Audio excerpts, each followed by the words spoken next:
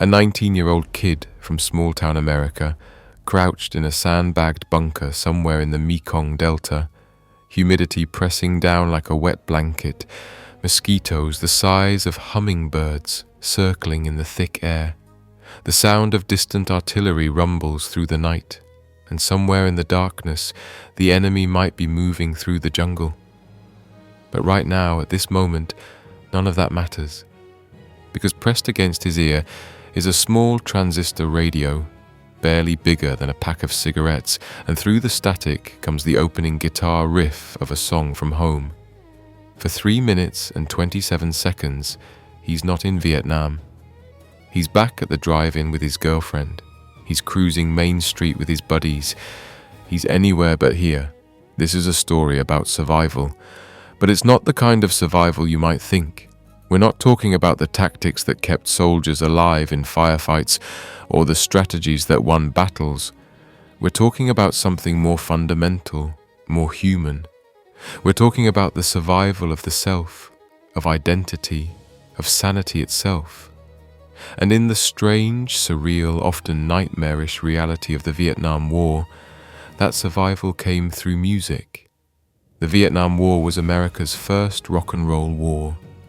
It was the first conflict where the soundtrack wasn't just military marches and patriotic hymns, but the actual, living, breathing popular music of the day.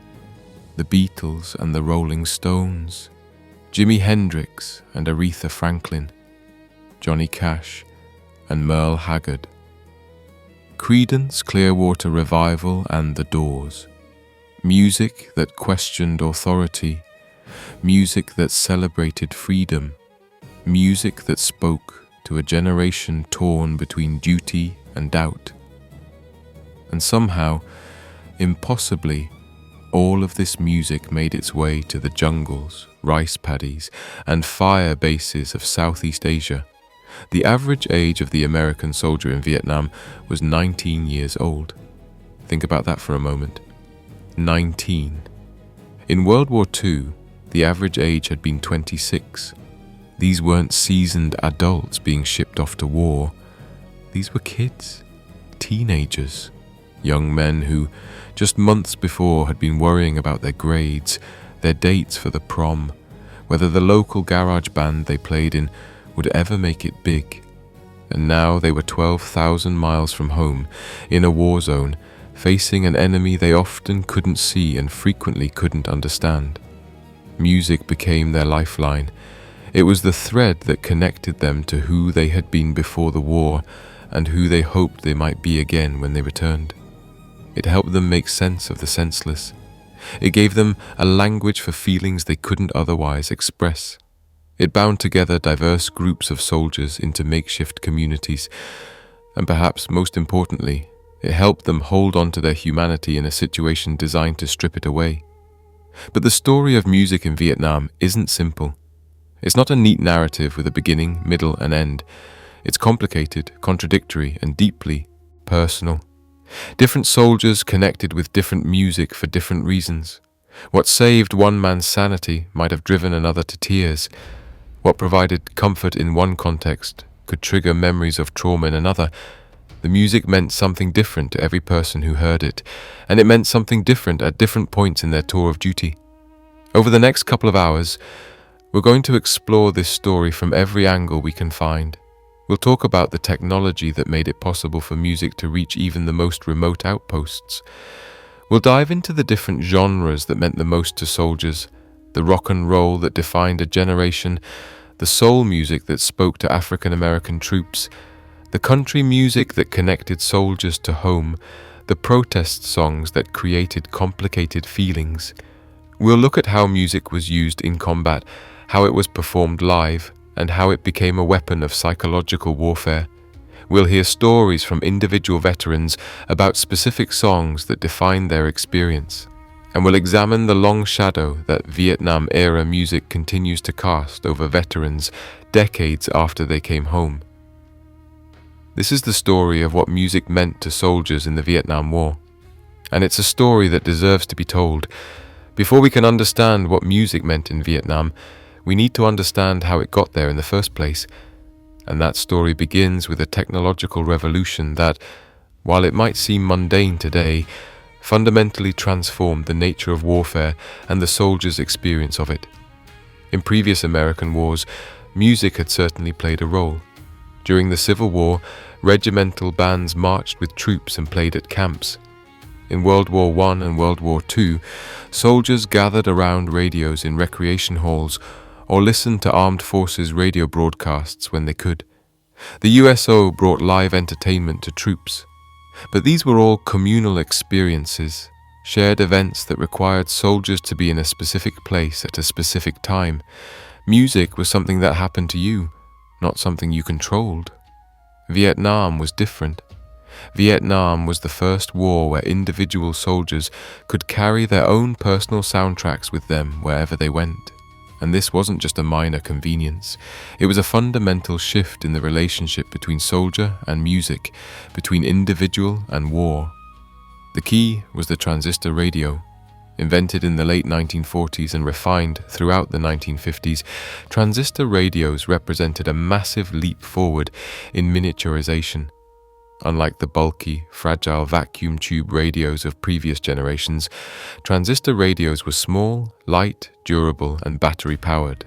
By the early 1960s, you could buy a transistor radio smaller than a pack of cigarettes that would run for weeks on a couple of batteries and could survive being dropped, jostled, or exposed to moisture. For American soldiers in Vietnam, these little devices became as essential as ammunition. Veterans routinely describe their transistor radios as among their most prized possessions. They were cheap enough that soldiers could afford them on military pay, especially when purchased at post-exchange stores on base, where prices were heavily discounted. A decent radio might cost $15 or $20 at the PX, sometimes less. For a soldier making a couple $100 a month, it was an investment well worth making. The radios themselves were marvels of 1960s technology. Most were manufactured in Japan or other parts of Asia, and they featured surprising build quality and sound for their size. Brands like Sony, Panasonic, and Aiwa dominated the market, though there were dozens of other manufacturers producing similar products. The radios typically measured about 4 by 6 inches, maybe an inch thick, with a telescoping antenna that could be extended for better reception. They usually had both AM and FM capabilities, though in Vietnam, AM was far more important. The speaker was tiny, but it was loud enough to hear in most conditions. And the battery life was impressive, with most radios running for weeks or even months on 4 or 6 C or D batteries. What made these radios truly revolutionary was their portability. Soldiers could slip them into cargo pockets, hang them from their belts, or stash them in their rucksacks. They could listen while on guard duty, while cleaning weapons, while writing letters home. In the relative safety of base camps and fire bases, radios were everywhere. Walk through any American installation in Vietnam, and you'd hear music pouring out of hooches, tents, and bunkers. Different radios playing different stations, creating a chaotic but somehow comforting soundtrack of American popular music. Even in more dangerous situations, soldiers found ways to listen. Infantry units on patrol couldn't afford to have sound giving away their position, but back at night defensive positions, soldiers would gather around a radio turned down low, sharing music like they were sharing a cigarette. Helicopter crews had it easier. The Huey helicopters that became the iconic symbol of the Vietnam War were incredibly loud inside, but many crews rigged up headphone systems that allowed them to listen to music during the long, boring hours of flying between bases or waiting on standby. But personal radios were just part of the story. The other crucial piece of technology was the tape recorder. Reel-to-reel tape recorders had been around since the 1940s, but they were typically large, expensive, and fragile. By the Vietnam era, however, smaller and more durable models were becoming available. More importantly, the cassette tape was introduced in 1963, and within a few years, portable cassette players were flooding the market. For soldiers, tape recorders served multiple purposes. The most important was creating audio letters home. Rather than writing, soldiers could record their voices, talk to their families, describe their experiences, and send the tapes back to the States. Families could do the same, recording messages and sending them to Vietnam. These voice letters created a more intimate connection than written correspondence, allowing soldiers to hear the voices of their loved ones even across 12,000 miles. But tape recorders also allowed soldiers to create their own personal music collections. When soldiers went home on leave, or when friends and family sent care packages, those packages often included tapes of music recorded from the radio or from personal record collections. Soldiers could request specific songs, specific albums, specific artists. They could create custom compilations that spoke directly to their experiences and needs. And unlike radio, which was subject to the whims of whatever station was broadcasting, tape gave soldiers complete control over what they heard and when they heard it. The higher-end tape equipment available at post exchanges was remarkably sophisticated. By the late 1960s, soldiers could buy quality reel-to-reel or cassette decks, often for prices far below what they'd pay stateside. Japanese electronics companies were producing equipment that rivaled anything made in America, and the PX system made it accessible. Veterans described setting up elaborate stereo systems in their hooches with tape decks, amplifiers, and speakers that would cost hundreds of dollars today. It wasn't unusual for a hooch to have better audio equipment than many American homes of the era. This technological revolution meant that music was everywhere in Vietnam. Everywhere Americans went, the sounds of home followed. You couldn't escape it, and most soldiers didn't want to. From the Delta to the DMZ, from Saigon to the most remote firebase, American popular music was playing 24 hours a day. It created a surreal atmosphere, this collision between the ancient rhythms of Southeast Asia and the electric urgency of American rock and roll, between the brutal reality of combat and the escapist fantasies of top 40 radio. But the most important technological piece of this puzzle wasn't something soldiers bought at the PX. It was something the military provided, the Armed Forces Vietnam Network, known to everyone simply as AFVN. AFVN had its origins in the early days of American involvement in Vietnam. In August 1962, when there were only about 16,000 American military advisors in the country, the Armed Forces Radio Service established a station in Saigon. It was a modest operation, just a few people and some basic equipment, but it served an important purpose, keeping American personnel connected to home through news and entertainment. As American involvement escalated, so did AFVN. By 1967, when the network officially adopted the AFVN call sign, it had grown into a sophisticated operation. There were 9 broadcast detachments scattered throughout South Vietnam, and a modern broadcasting facility was built near the American Embassy in Saigon. The network broadcast 24 hours a day, 7 days a week, on both AM and FM frequencies.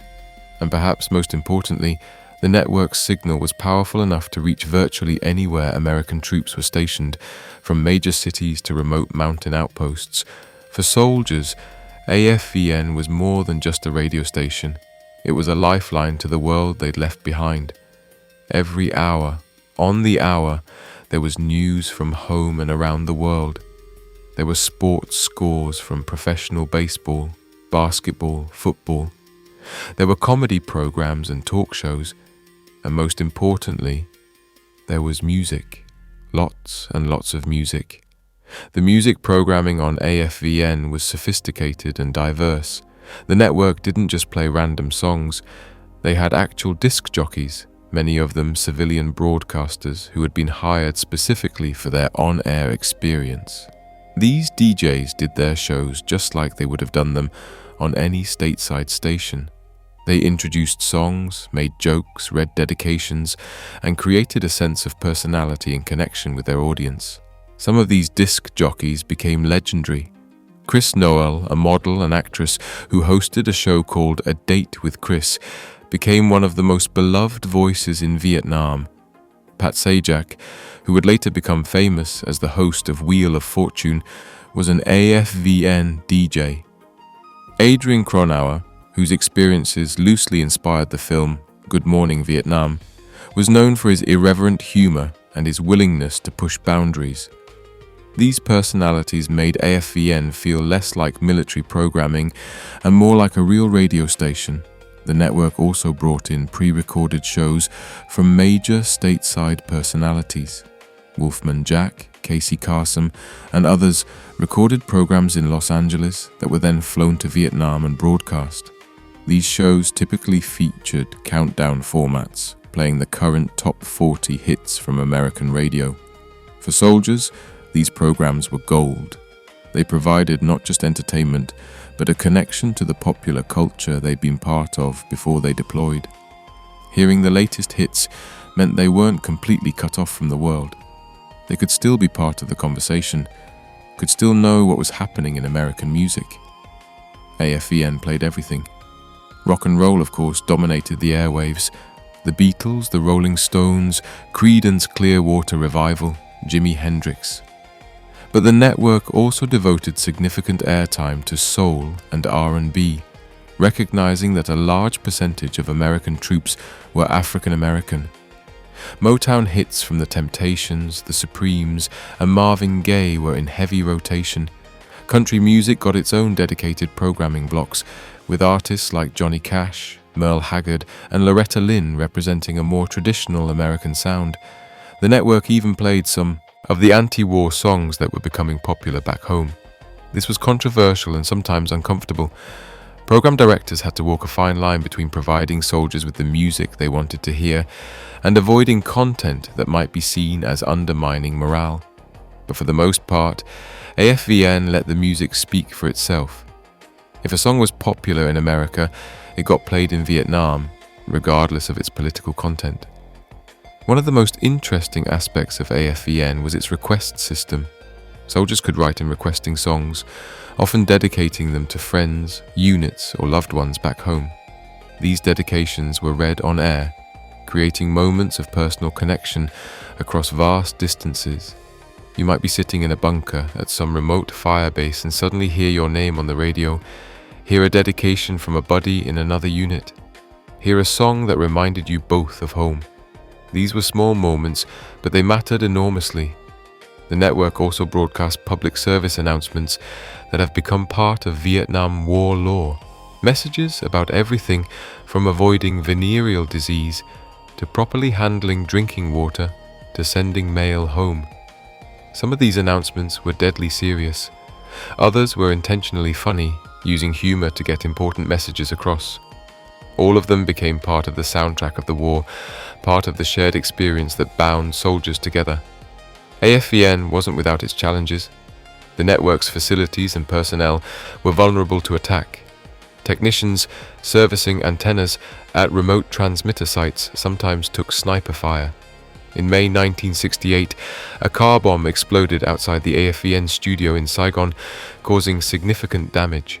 The men and women who kept AFVN on the air were as much a part of the war effort as combat troops, and they took real risks to keep the music playing. The impact of AFVN on soldier morale can't be overstated.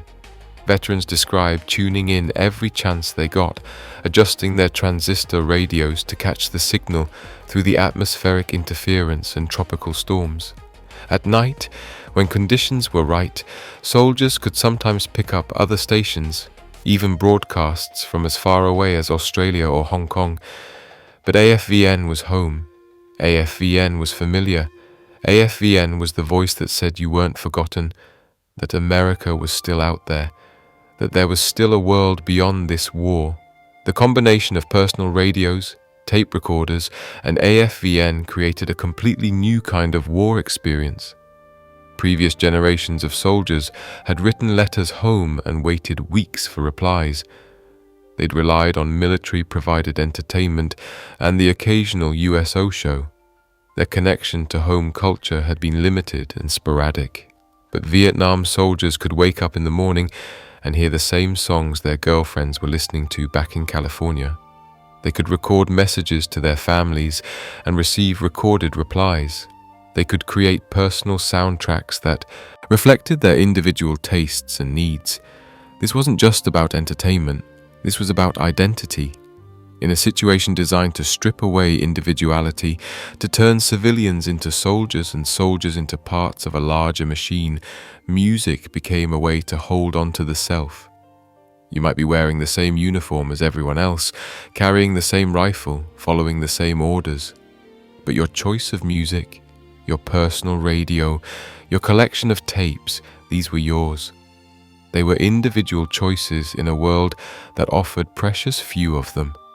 They were reminders that underneath the uniform, you were still you. When you think about the music of the Vietnam War, rock and roll is probably the first thing that comes to mind, and for good reason. The Vietnam War coincided almost perfectly with the golden age of rock music, that explosive period from the mid-1960s through the early 1970s, when rock and roll evolved from simple teenage rebellion into genuine art. The music that defined a generation also defined a war. But here's the thing about rock music in Vietnam. It meant different things to different people, and it meant different things at different times. The narrative we often get in movies and documentaries, where rock music is automatically associated with anti-war sentiment and countercultural rebellion, is too simple. The reality was far more nuanced, far more complicated, and far more interesting. For many soldiers, especially early in the war, rock music was simply the music of their youth. It was what they'd grown up with, what they'd listened to in high school, what they'd danced to at parties. When they arrived in Vietnam and heard the same songs on AFVN or on their transistor radios, it wasn't a political statement. It was a connection to home, to normalcy, to the life they'd left behind. The Beatles singing about holding hands or the Beach Boys singing about surfing had nothing to do with Vietnam. They were about a different world, a better world, and listening to them was a brief escape from the reality of war. The Beatles were everywhere in Vietnam. This might seem surprising given that none of the Beatles ever served in the military, and several of them were quite vocal in their opposition to the war. But soldiers didn't care about that. They cared about the music. From the early hits like I Want to Hold Your Hand and She Loves You, to the more sophisticated later work like Hey Jude and the entire Sgt. Pepper's Lonely Hearts Club Band album, Beatles songs were in constant rotation on AFVN and on soldiers' personal tape collections. What made the Beatles so powerful in Vietnam was their evolution. Soldiers who deployed in 1965 or 66 had grown up with the early Beatles, those cheerful, optimistic songs about young love. But by the time many of those same soldiers were rotating home, the Beatles had transformed into something darker, stranger, more complex. Albums like Rubber Soul and Revolver, and especially the White Album, reflected a changing world, a society questioning itself and its values. For soldiers experiencing their own transformation, watching their innocence erode in the face of combat, the Beatles' journey mirrored their own. The Rolling Stones occupied a different space in soldiers' musical consciousness. Where the Beatles were sometimes seen as wholesome, even cute, the Stones were dangerous, sexual, rebellious. Their music had an edge, a darkness that resonated with the darker aspects of the war experience. Songs like Satisfaction and Paint It Black captured feelings of frustration and alienation that many soldiers felt. Paint It Black, with its minor key melody and lyrics about turning everything dark, became almost anthemic for some soldiers, a musical expression of depression and despair that they couldn't put into their own words. But if we're talking about rock music that truly defined the Vietnam experience, we have to talk about Creedence Clearwater Revival. CCR released a string of hit albums and singles between 1968 and 1970, right at the peak of American involvement in Vietnam, and while John Fogerty, CCR's lead singer and songwriter, never saw combat in Vietnam himself, he somehow captured the mood of the war better than almost any other artist. Fortunate Son became one of the defining songs of the era. The song called out the class inequities of the draft system, pointing out that it was working-class kids who were being sent to fight while the sons of senators and millionaires found ways to avoid service. The anger in Fogerty's voice, the driving beat, the razor-sharp guitar, all of it combined to create a song that felt like a battle cry. For soldiers who felt they'd been conscripted to fight a war they didn't fully understand, while privileged young men back home attended college or found comfortable positions in the National Guard, Fortunate Son gave voice to their resentment. Other CCR songs became equally important to the Vietnam experience. Run Through the Jungle created an atmosphere of paranoia and danger that perfectly captured the experience of moving through enemy territory. Who'll Stop the Rain became a song about exhaustion and endlessness, about a war that seemed like it would never be over. Even Bad Moon Rising, with its ominous predictions of trouble and disaster, took on new meaning when played in a war zone. What made CCR so powerful was that Fogerty wrote from the perspective of the common soldier. He didn't write about generals or politicians or grand strategy. He wrote about the guy on the ground, the scared kid far from home, the working-class American doing his duty while questioning whether that duty made sense. This wasn't abstract political commentary. This was personal, and soldiers recognized themselves in it. Then there was Jimi Hendrix, whose relationship with the Vietnam War was uniquely complex. Hendrix had served in the Army's 101st Airborne Division from 1961 to 62. Just before the major American build-up in Vietnam. He'd been discharged after about a year, officially due to an ankle injury from a parachute jump, though there are various stories about exactly why his military service ended. But the fact that he'd been a soldier, even briefly, gave him credibility with troops that other musicians didn't have. Hendrix's music was visceral, overwhelming, unlike anything else on the radio. When you listened to Jimi Hendrix, especially on good stereo equipment, it felt like the music was physically moving through you. The distortion, the feedback, the sheer sonic assault of his guitar playing created an experience that was almost psychedelic even without drugs. And for soldiers in Vietnam, that sonic chaos somehow made sense. Veterans describe Hendrix's music as sounding like the war, as capturing in audio what combat felt like. Purple Haze became particularly significant. While Hendrix always said the song was inspired by a dream and had nothing to do with drugs or war, soldiers heard something else in it. The purple smoke grenades used to mark landing zones for helicopters became connected with the song in soldiers' minds. The disorienting, hallucinatory quality of the music mirrored the disorienting, hallucinatory experience of combat. One veteran described Hendrix as giving them the melody of war, raw and off-key, the first ragged voices of guys who'd been shot in the field. All Along the Watchtower, Hendrix's cover of the Bob Dylan song, took on epic proportions in Vietnam. The song's apocalyptic imagery, its sense of impending doom, its cryptic warnings about confusion and approaching riders, all of it felt relevant to soldiers scanning the perimeter at night, wondering when the next attack would come. Hendrix's version was so definitive that many soldiers didn't even know it was a Dylan song. To them, it was pure Hendrix, and it was pure Vietnam. The Doors occupied yet another niche in the rock music landscape of Vietnam. Jim Morrison's dark, poetic lyrics and the band's psychedelic sound created music that was both seductive and unsettling. The End, with its Oedipal themes and Morrison's spoken word sections about death, became associated with the war through its use in Apocalypse Now. But soldiers were listening to it long before that film was made. It was music that acknowledged darkness, that didn't try to sugarcoat or prettify anything, and there was something honest about that for people living with death every day. Light My Fire was everywhere on AFVN, its long instrumental sections and Morrison's sultry vocals providing something different from the typical 3-minute rock song. And Riders on the Storm, with its rain sound effects and ominous mood, created an atmosphere that could be almost comforting in its melancholy, its acceptance of danger and uncertainty. The psychedelic rock movement of the late 60s found an interesting reception among soldiers. On one hand, songs about peace, love, and expanded consciousness could seem absurdly disconnected from the reality of combat. On the other hand, the experimental sounds, the willingness to break rules and push boundaries, resonated with soldiers who were having their own consciousness radically expanded by the war experience, though in much darker ways than the hippies imagined.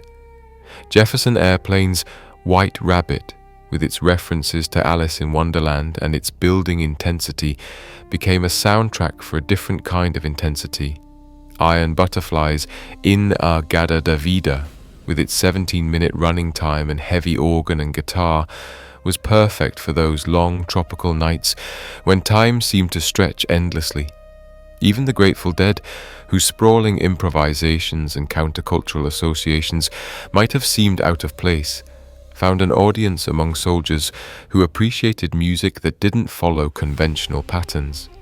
But not all rock music in Vietnam was dark or heavy or experimental. The Monkees, despite being a manufactured TV band, were hugely popular.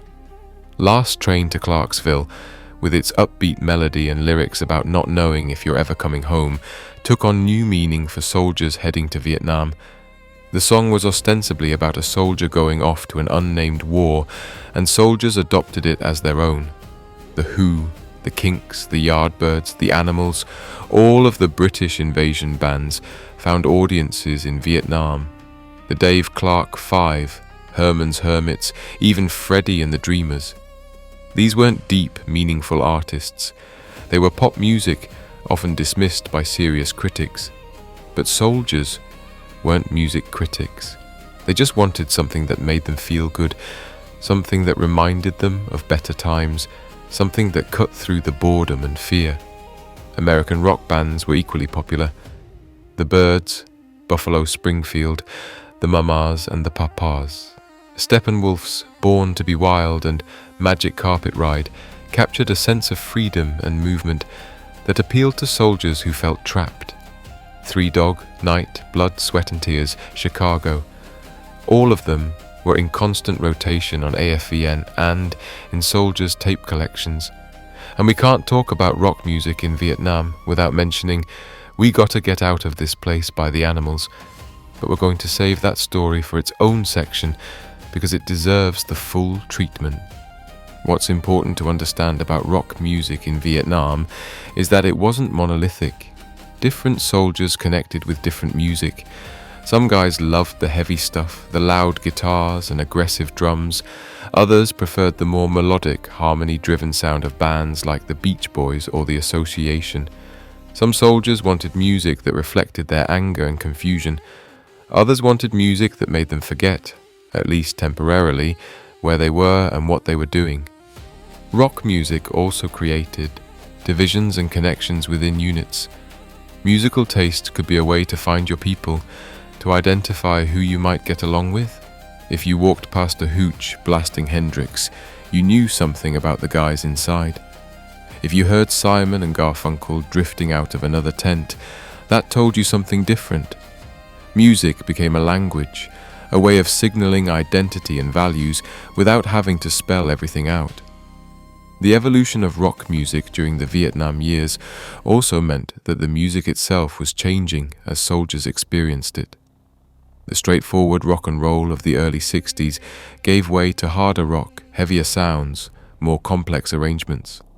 The music grew up as the war ground on, became darker and more questioning. For soldiers who served multiple tours, or who were in Vietnam for extended periods, the changing music marked the passage of time and the transformation of American culture back home. There's something both tragic and perfect about the fact that rock and roll's coming of age coincided with Vietnam. Rock music had started as teenage rebellion, as music about cars and girls and having fun. By the time it reached Vietnam, it had become something more complex, something that could express rage and grief and confusion and alienation. The music had grown up because it had to, just like the young men listening to it. If you talk to African-American Vietnam veterans about music, they'll tell you something that often gets lost in the typical narratives about Vietnam-era music. Soul music, not rock, was the soundtrack of their war. While white soldiers might have been listening to the Beatles or Creedence, black soldiers were tuning their radios to soul and R&B stations, playing Motown hits on their tape decks, finding solace and strength in the voices of James Brown, Aretha Franklin, Marvin Gaye, and dozens of other artists who spoke directly to their experience. This matters because African American soldiers faced unique challenges in Vietnam. They were fighting for a country that still treated them as second-class citizens. They were risking their lives for freedoms they didn't fully enjoy back home. They were serving in disproportionate numbers, especially in combat roles, while racism persisted even within the military itself. And soul music became a way to navigate all of these contradictions, to maintain identity and dignity in a situation that often felt designed to deny both. Let's start with the numbers, because they're important. African Americans made up about 11% of the American population during the Vietnam War era, but they comprised about 12 to 13% of the military forces in Vietnam. That might not seem like a huge disproportion, but the reality was more complex. Black soldiers were more likely to be assigned to combat units, more likely to serve in the infantry, more likely to be in positions where they'd actually be shooting and being shot at. In the early years of the war, black soldiers accounted for a much higher percentage of casualties than their percentage of the force would suggest. This disproportion wasn't entirely about racism, though racism certainly played a role. It was also about economics and education. College deferments allowed many middle-class white young men to avoid the draft, but fewer African American young men had access to college. The military also became, for many black young men, one of the few paths to economic opportunity and social mobility, which meant they were more likely to volunteer and more likely to volunteer for combat roles that offered additional pay and benefits. Into this complicated situation came soul music, which was experiencing its own golden age. Motown Records, founded by Berry Gordy in Detroit in 1959, had become a powerhouse, churning out hit after hit with a distinctive sound that blended gospel roots, R&B rhythms, and pop sensibilities. The Supremes, the Temptations, the Four Tops, Martha and the Vandellas, Stevie Wonder, Mary Wells, Junior Walker, and the All-Stars. These were artists who crossed racial boundaries, whose music appeared on both R&B and pop charts, but who still spoke directly to black experiences and black communities. For black soldiers in Vietnam, Motown provided something essential, a connection to home, to black culture, to a sense of pride and identity. When you heard the Temptations or the Four Tops on AFVN, it wasn't just entertainment, it was affirmation. It was a reminder that black excellence existed, that black artists were creating something beautiful and important, that you came from something worth fighting for and worth returning to. But Motown was just one part of the soul music story.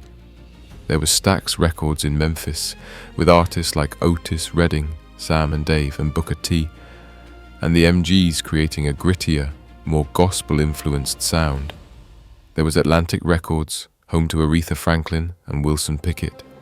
There was James Brown and his revolution in rhythm, creating a new sound that would eventually evolve into funk. All of this music was available to soldiers in Vietnam, played on AFVN, shared on tape decks, performed by live bands. Aretha Franklin's Respect became something approaching an anthem. The song, originally written and recorded by Otis Redding, but transformed by Franklin into something even more powerful, demanded exactly what its title suggested. For black soldiers, that demand for respect resonated on multiple levels. Respect from the enemy, respect from white soldiers, respect from the military establishment, respect from the country they were defending. The song's fierce pride and uncompromising stance gave voice to feelings that were difficult to express in the rigidly hierarchical military environment. Chain of Fools, also by Franklin, took on additional meaning for many veterans. The song's imagery of being linked in a chain, unable to break free, resonated with soldiers who felt caught up in circumstances beyond their control, the chain of command, the chain of events that had brought them to Vietnam, the chain of history and racism and war. It all connected in that song. James Brown represented something different, something harder and more directly political. Brown's evolution during the Vietnam years mirrored broader changes in black consciousness and activism. His 1968 hit, Say It Loud, I'm Black and I'm Proud, was revolutionary. A bold assertion of black identity and black power at a time when many white Americans still expected black people to be deferent and accommodating. For black soldiers, Brown's message of pride and self-assertion was complicated. On one hand, it was empowering, a reminder that they had value and dignity regardless of how they were treated. On the other hand, it raised uncomfortable questions about why they were fighting for a country that didn't fully respect them. Brown himself encouraged black men to serve in the military and supported the troops, but his music increasingly expressed a more militant stance on racial justice. The Temptations' evolution during the Vietnam years was particularly notable. The group had started as a smooth, sophisticated vocal group specializing in romantic songs. But by the late 60s, they were incorporating social commentary into their music. Cloud 9, Psychedelic Shack, and especially Ball of Confusion addressed urban unrest, drug use, and social breakdown. These weren't escape songs. They were songs that acknowledged the chaos and uncertainty of the times. Marvin Gaye's What's Going On album, released in 1971, became one of the most important musical statements about the Vietnam War era, particularly for black soldiers and veterans. The album was partially inspired by letters Gaye had received from his younger brother, Frankie, who served 3 tours in Vietnam. Frankie's accounts of the horror and futility of the war deeply affected Marvin, who channeled those feelings into music. The title track opened with ambient sounds of conversation and the question that haunts anyone trying to make sense of chaos.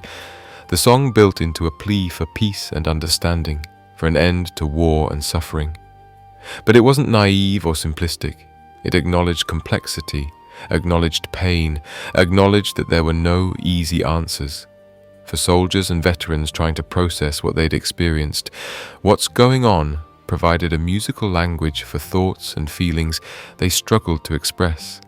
Other tracks on the album, like Inner City Blues and Mercy Mercy Me, expanded the scope to address environmental destruction, urban poverty, and social injustice. The album as a whole suggested that the war in Vietnam was just one symptom of a larger sickness in American society, and that understanding any of it required looking at all of it. For black veterans in particular, this holistic view resonated deeply. Their experience of Vietnam couldn't be separated from their experience of racism in America. It was all connected. Edwin Starr's War became one of the most direct anti-war statements in popular music. The song's blunt refrain, asking what war is good for and answering absolutely nothing, was as unambiguous as popular music got. Interestingly, the song was originally recorded by the Temptations, but Motown's Berry Gordy was concerned about alienating conservative fans and refused to release it as a single. So it was given to Starr, whose career was less established and therefore less risky to Motown's bottom line. The song became a massive hit, reaching #1 on the pop charts. For soldiers listening to war in Vietnam, the song created complicated feelings. On one hand, many agreed with its message. They'd seen firsthand the destruction and waste of war, the young lives lost for objectives that often seemed meaningless. On the other hand, they were the ones doing the fighting, and the song could seem like a condemnation of their service. This tension between understanding the anti-war message and feeling personally rejected by it was something many veterans struggled with for years after coming home. But not all soul music about Vietnam was anti-war. There were songs that supported the troops, that encouraged black men to serve with pride, that framed military service as a path to dignity and respect. These songs get less attention in retrospective examinations of the era, but they were real and they mattered to many soldiers. The Monitor's recording of "Greetings, this is Uncle Sam" dealt with the experience of being drafted, mixing sadness at leaving loved ones with a sense of duty and inevitability. Soul music also provided soundtrack for moments of community and connection. Black soldiers often formed their own social spaces within larger military installations, places where they could relax and be themselves without the constant pressure of navigating white military culture. In these spaces, soul music was always playing. It was the music of Saturday night parties, of informal gatherings, of soldiers from different units coming together and recognizing shared identity through shared culture. The music helped create what some historians have called an alternative community within the military, a space where black soldiers could maintain their cultural identity and support each other. In a military that was still largely segregated in practice, if not in official policy, these communities were essential for psychological survival, and the music was the glue that held them together. It's also worth noting that soul music had a broader appeal than racial lines might suggest.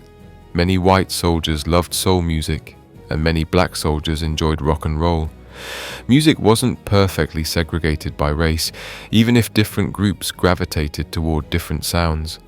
AFVN played a mix of everything, and soldiers of all races heard it all. Some of the most powerful memories veterans have involve musical experiences that crossed racial boundaries, moments when the music brought people together despite all the forces working to keep them apart. The story of soul music in Vietnam is part of the larger story of the African American experience in that war, an experience that has often been overlooked or simplified in popular narratives. Black soldiers served with courage and distinction, often under conditions of prejudice and discrimination that made their service even more challenging. Soul music gave them a way to maintain dignity, to assert identity, to find strength and community. It was more than entertainment. It was survival.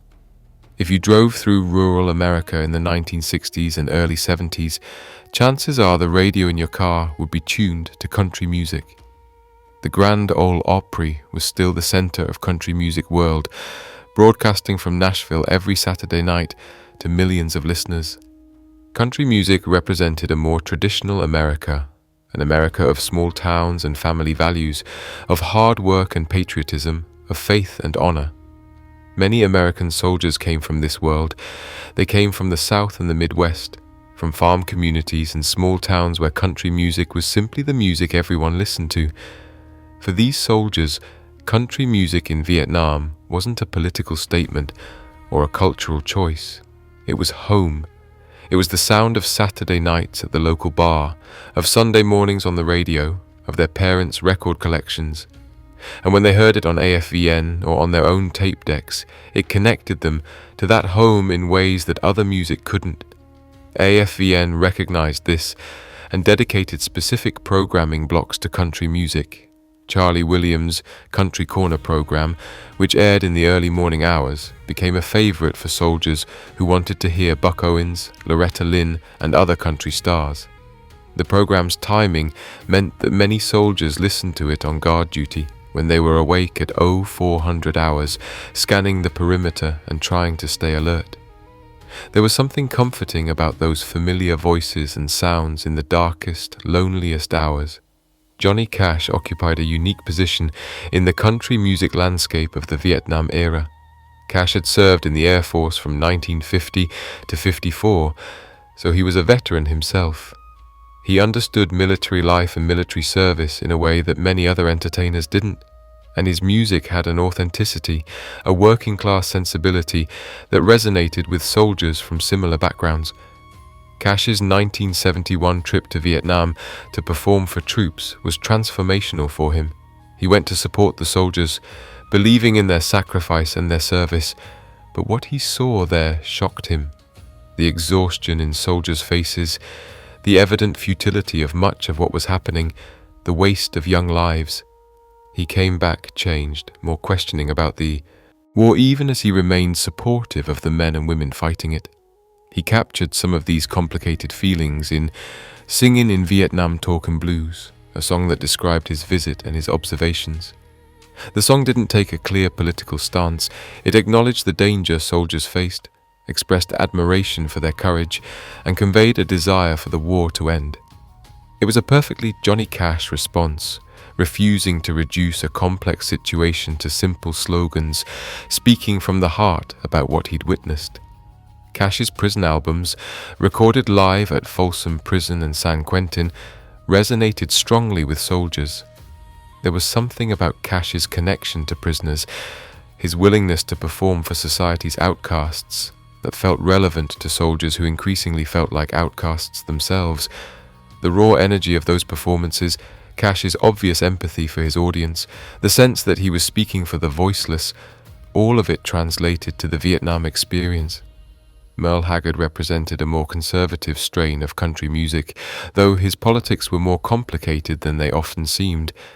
Haggard had actually spent time in San Quentin prison as a young man before turning his life around and becoming a country music star. This gave him genuine working-class credibility, and his songs about life at the bottom of the economic ladder weren't posturing. Okie from Muskogee, released in 1969, became one of the most controversial songs of the Vietnam era. The song celebrated small-town values and traditional American patriotism, while implicitly criticizing the counterculture and anti-war movement. Lines about not burning draft cards and not taking drugs were clearly aimed at the hippies and protesters who dominated news coverage of opposition to the war. The song became an anthem for soldiers who felt abandoned or betrayed by anti-war protesters. Here they were, doing what their country asked of them, and back home people were burning flags and calling them baby killers. Haggard's song validated their feelings, said it was okay to be proud of serving, to believe in America even when America's direction seemed uncertain. But Haggard himself later said the song was more satirical than people realized, that it was partially poking fun at small-town attitudes even as it celebrated them, and his other songs revealed a more nuanced view of the war. I Wonder If They Ever Think of Me, released in 1972, was a devastating portrait of prisoners of war, imagining their suffering and wondering if anyone back home remembered they existed. The song showed Haggard's ability to empathize with soldiers' pain without endorsing the war that caused it. The Fight Inside of Me, another Haggard hit, was more straightforward in its anger at war protesters. The song warned that criticizing America would provoke a violent response from patriots who were tired of hearing their country run down. The song expressed real anger that many soldiers felt, a sense that opposition to the war had crossed the line into opposition to soldiers themselves. Other country artists also addressed the war directly. Dave Dudley's What We're Fighting For was an early pro-war song that framed the conflict in Vietnam as part of a larger struggle against communism. Tom T. Hall wrote thoughtful songs that tried to capture soldiers' perspectives without reducing their experiences to simple slogans. Loretta Lynn, whose own son served in Vietnam, brought a mother's perspective to the conversation, expressing both pride and fear. But not all country music about Vietnam was political. Much of it was about the emotional experience of being far from home, missing loved ones, hoping to survive and return. These themes had always been part of country music, going back to World War II and beyond. Country music had always been the music of ordinary people dealing with hard times, and war was just another hard time that needed a soundtrack. Songs about loneliness, heartbreak, and longing were everywhere in country music, and they took on new intensity when heard in a war zone. Bobby Bear's Detroit City, though it was actually about economic migration rather than war, became meaningful to soldiers because of its themes of homesickness and feeling out of place. The song's narrator desperately wants to go home but can't, and every soldier in Vietnam could relate to that. George Jones, Tammy Wynette, Conway Twitty, all of the major country stars of the era, had songs that soldiers adopted as their own. Sometimes these were love songs, sometimes songs about drinking and forgetting, sometimes just songs about everyday life. Country music's strength was its emotional directness, its willingness to address feelings that other genres might consider too sentimental or too simple. For soldiers dealing with enormous emotional stress, that directness was valuable. One interesting aspect of country music in Vietnam was how it served as a cultural marker, a way of identifying where soldiers came from and what they believed in. In a military drawn from across the entire United States, regional differences were real and sometimes significant. Soldiers from the south and rural areas often had different perspectives than soldiers from cities or the coasts. Country music became associated with that divide, fairly or not. This could create connections or tensions. Soldiers who loved country music would gravitate toward each other, forming informal communities based on shared cultural background, but it could also lead to conflict with soldiers who preferred other music, who saw country music as backward or uncool. The music wasn't just about sound, it was about identity, values, worldview. There's also a less discussed element of country music in Vietnam, the way it helped soldiers maintain a certain kind of masculinity. Country music celebrated toughness, stoicism, duty, honor. It provided a model for how men should behave, how they should handle adversity, how they should think about service and sacrifice. For soldiers trying to live up to those ideals, the music was reinforcing, even when the reality fell short of the ideal. But country music also acknowledged pain and vulnerability in ways that rock music sometimes didn't. It was okay in country songs to admit you were hurting, to say you missed home, to confess you were scared. The music created space for emotions that military culture often denied or discouraged. A soldier might not be able to tell his buddies he was homesick, but he could listen to a country song that expressed those feelings and feel less alone. The country music audience in Vietnam included many of the soldiers who would later become the most skeptical about the war, but the most supportive of veterans. These were working-class Americans who believed in duty and honor, but who also understood the class dynamics that sent them to war while wealthier young men stayed home.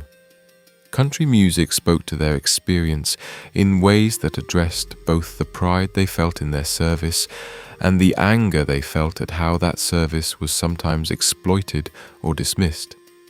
Johnny Cash's later work reflected this complexity. His song "What is Truth" questioned authority and defended young people's right to challenge their elders, even while maintaining his support for soldiers themselves.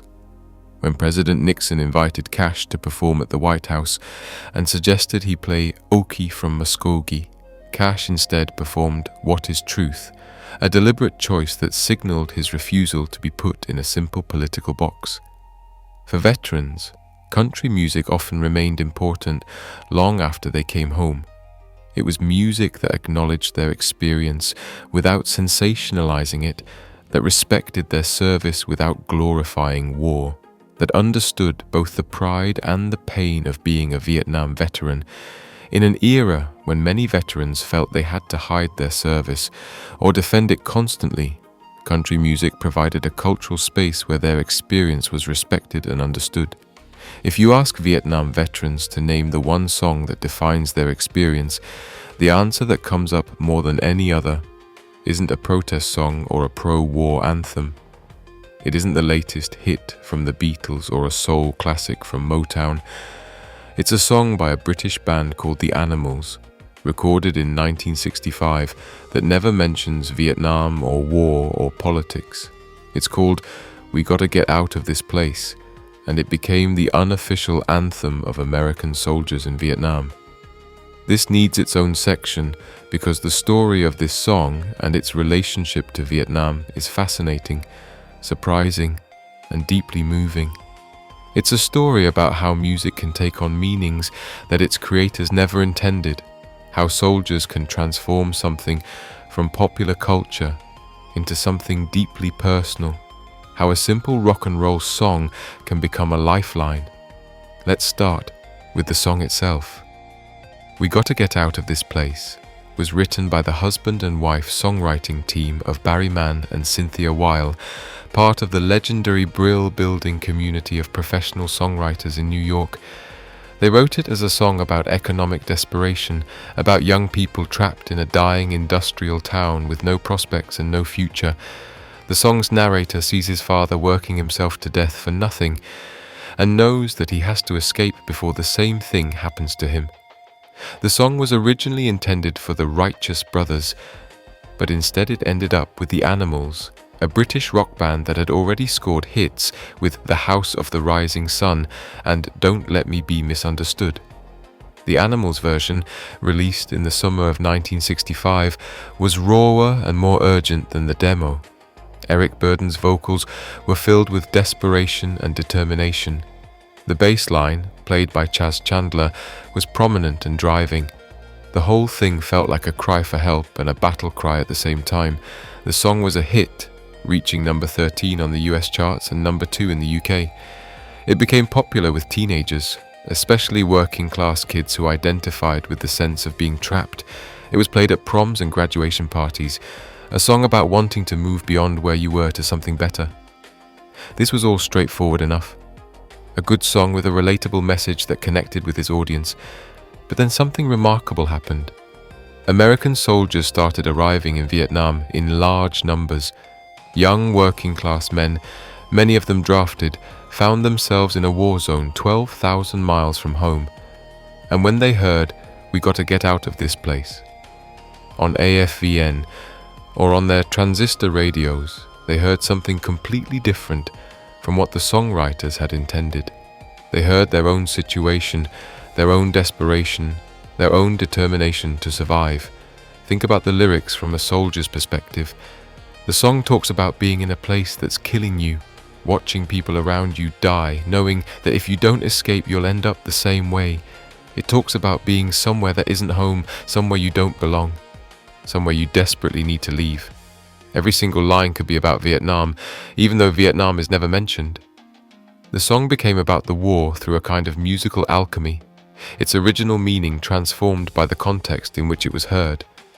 The desperation in Burdon's voice, which in the original context was about economic despair, now sounded like the desperation of combat. The driving rhythm, meant to convey determination, now felt like the rhythm of survival. The chorus, with its insistent repetition that we have to get out of this place if it's the last thing we ever do, became a mantra, a prayer, a promise soldiers made to themselves and each other, and so the song spread through Vietnam like wildfire. It became the most requested song on AFVN. Soldiers played it on their tape decks constantly. Live bands performing at enlisted men's clubs and officers' clubs knew they had to include it in their set or risk disappointing their audience. The song took on a life of its own, became bigger than just a pop song, became a shared language for an experience that was often difficult to put into words. In 2006, researchers at the University of Wisconsin-Madison conducted an extensive study of Vietnam veterans and their relationship with music. They interviewed hundreds of veterans, asking them about what music meant to them in Vietnam and which songs were most important. The researchers expected to get a range of answers, different songs for different people based on their individual tastes and experiences. Instead, they found something remarkable. Nearly unanimous agreement that "We Got to Get Out of This Place" was the song of the war. One of the researchers, Doug Bradley, who was himself a Vietnam veteran, described the results as having absolute unanimity, this song being the touchstone. This was the Vietnam anthem. Every bad band that ever played in an armed forces club had to play this song. Think about that. Out of all the thousands of songs that were popular during the Vietnam years, out of all the explicitly anti-war songs and pro-military songs and love songs and rock songs, this was the one that united soldiers across every divide. Why this song? What made it so special? Part of the answer is in what the song isn't. It isn't political. It doesn't take a stance on whether the war is right or wrong. It doesn't mention communism or democracy or geopolitics or any of the abstract concepts that supposedly justified American involvement in Vietnam. It's just about wanting to leave a bad place and believing that there's something better waiting if you can just survive long enough to get there. This political neutrality was crucial. Soldiers had vastly different views about the war, especially as time went on. Some believed deeply in the mission. Others thought it was a mistake from the beginning. Most fell somewhere in between, their feelings changing based on their experiences. But all of them wanted to survive. All of them wanted to go home.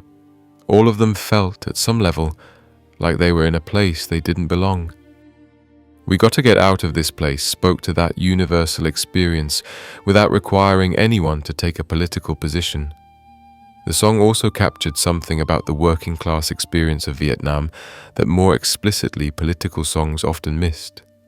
Many soldiers, like the song's narrator, came from families where you did what you had to do to survive. You worked hard, you didn't complain, you looked after your buddies. The song's insistence on getting out despite all obstacles, on not giving up even when the situation seems hopeless, resonated with soldiers who saw survival not as a political act, but as a personal imperative. There's also something about the song's structure and sound that made it perfect for Vietnam. It's not a ballad or a slow, contemplative song. It's urgent and driving and energetic. It's music that makes you want to move, to act, to do something. For soldiers dealing with fear and uncertainty, that energy was important. The song didn't ask you to reflect on your situation. It gave you the strength to endure it. The communal aspect of the song can't be overstated. When We Gotta Get Out of This Place came on AFVN, soldiers would turn it up loud. When live bands played it, everyone sang along. The song created moments of shared experience, times when the usual divisions and hierarchies of military life fell away, and everyone was just a group of scared young people far from home who wanted to survive. Those moments of unity were rare and precious, and the song facilitated them. Veterans describe the song taking on different meanings at different points in their tours. When you first arrived in Vietnam, the song was about the future, about the day you'd leave. In the middle of your tour, when you'd seen combat and lost friends but still had months to go, the song was about perseverance, about holding on. Near the end of your tour, when you were becoming a short-timer with only weeks or days left, the song was about hope, about the promise that you really were going to make it out. The song also became a way to remember those who didn't make it out. When soldiers died, their friends would sometimes play "We Gotta Get Out of This Place" as a kind of tribute, an acknowledgement that their buddy had wanted to survive as much as anyone, but hadn't been fortunate enough to do so. The song took on a bittersweetness, celebrating survival while acknowledging loss. After the war, the song continued to mean something special to veterans. Reunion gatherings of Vietnam veterans often feature the song. Veterans organizations use it at memorials and ceremonies.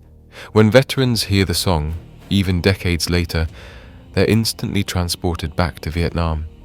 The smell of diesel and red dust, the sound of helicopters, the faces of friends long dead. The song became a key to memory, opening doors that had been closed for years. Interestingly, the song's writers, Barry Mann and Cynthia Weil, had no idea about its special significance to Vietnam soldiers until many years later. When veterans started approaching them at events, thanking them for writing the song, explaining what it had meant in Vietnam, the songwriters were moved and somewhat surprised. They'd written a song about economic despair in industrial America, and soldiers had transformed it into an anthem of survival in a war zone.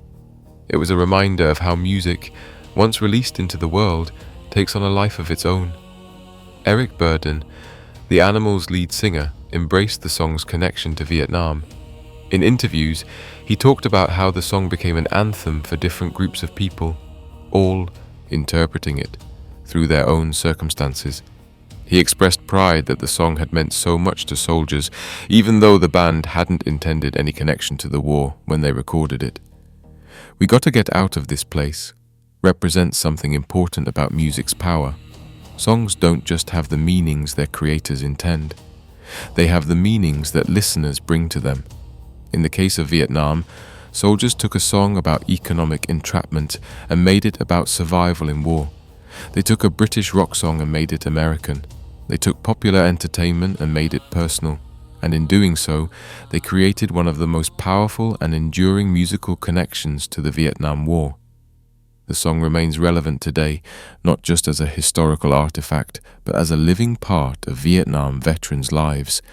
Many veterans say that when they hear, "We got to get out of this place," they don't just remember Vietnam, they're back there. The song is a time machine, a memorial, and a celebration all at once. It's a reminder of what they endured, who they lost, and the fact that they survived. And it's a testament to music's ability to give meaning to experiences that sometimes feel beyond meaning, to create community in the midst of chaos, to help people survive when survival seems impossible. We need to talk about something that might not be immediately obvious when discussing music in Vietnam. Music wasn't just entertainment or a connection to home, though it was certainly those things. Music was a survival tool, a psychological defense mechanism, a way of maintaining sanity and identity in a situation designed to erode both. For many soldiers, music was the difference between holding yourself together and falling apart. This deserves our full attention because it gets at something fundamental about the human need for art and beauty, even and especially in the ugliest circumstances.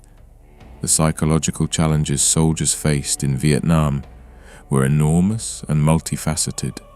Start with the most basic: fear. Combat is terrifying. The possibility of sudden, violent death hangs over everything.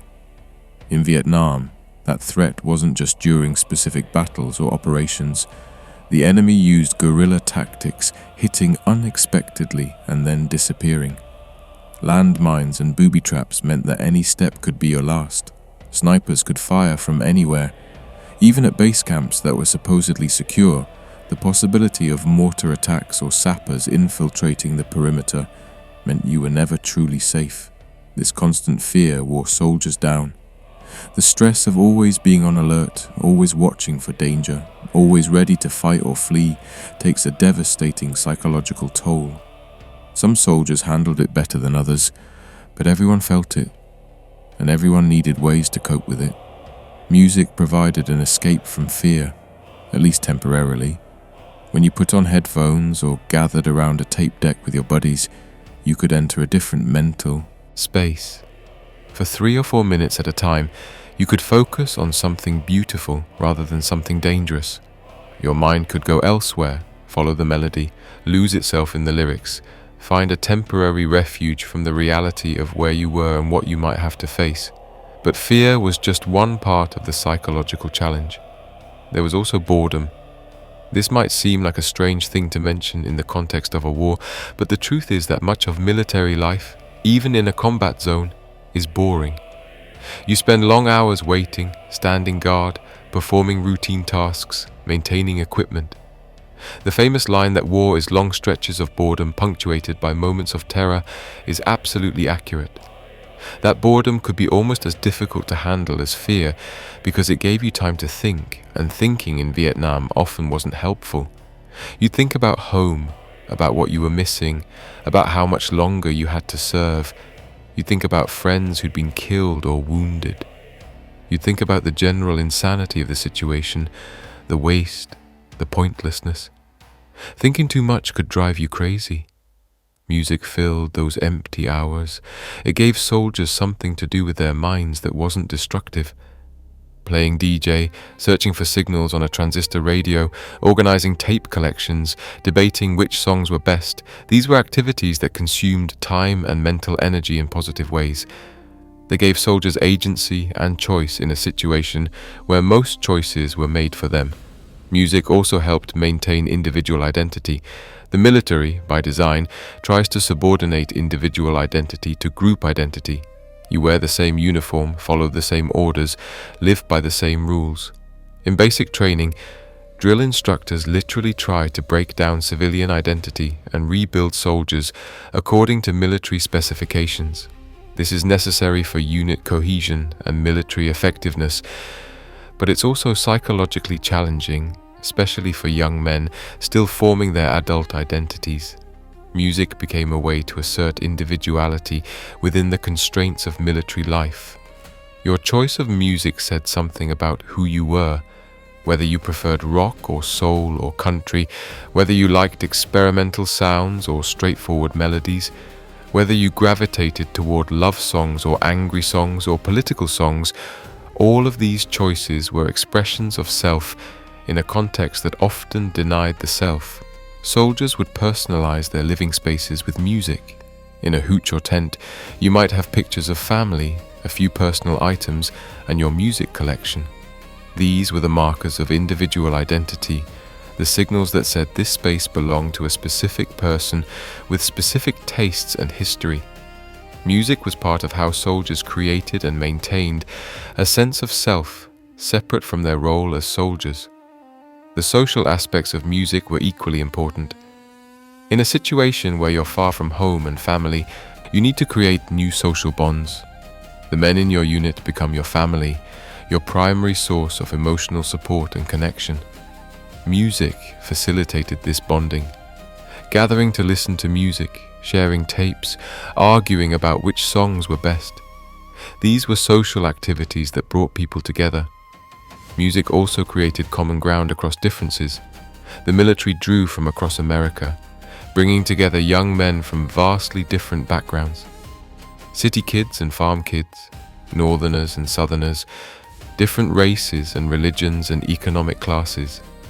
These differences could create tensions, but shared musical tastes could bridge them.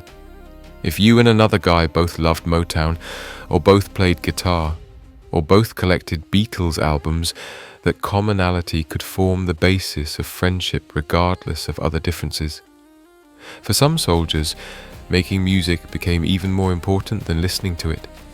Guitars were common in Vietnam, purchased at post exchanges or brought from home. Informal jam sessions were a regular feature of base camp life. Soldiers who could play would gather in the evening, work through familiar songs, sometimes write new ones. This creative activity provided psychological benefits that went beyond passive listening. Creating music gave soldiers agency, allowed them to express themselves, provided a sense of accomplishment. Music helped soldiers process emotions that were difficult to acknowledge or express. In military culture, especially combat culture, there was pressure to appear tough, to not show vulnerability or fear or sadness. But those emotions existed whether soldiers showed them or not, and they needed outlets. Music provided socially acceptable ways to express and process difficult emotions. A soldier might not be able to tell his buddies that he was homesick or scared, but he could play a song that expressed those feelings. He could say, "Listen to this," rather than, "I'm feeling this," and everyone understood. Music created emotional permission, allowing soldiers to feel things that military culture might otherwise discourage. The music also helped maintain connection to pre-war identity and relationships. When you listened to songs you'd loved before Vietnam, you were connecting to who you'd been before the war. You were reminding yourself that you'd had a life before this, and you'd have a life after it. That continuity was psychologically essential. It prevented the war from completely defining you, from eroding everything that made you who you were. Love songs and songs about home took on special significance in this context. They weren't just romantic or nostalgic entertainment. They were lifelines to relationships and places that gave meaning to survival. When you listened to a love song and thought about your girlfriend or wife back home, you were reinforcing your motivation to survive, reminding yourself what you were living for. But music could also trigger difficult emotions or memories. Certain songs could become associated with traumatic events. A song that was playing during a firefight might forever afterward trigger memories of that experience. A song that a friend who died had loved could be painful to hear. Music's power to transport and evoke meant that it could take soldiers back to their worst moments as easily as their best.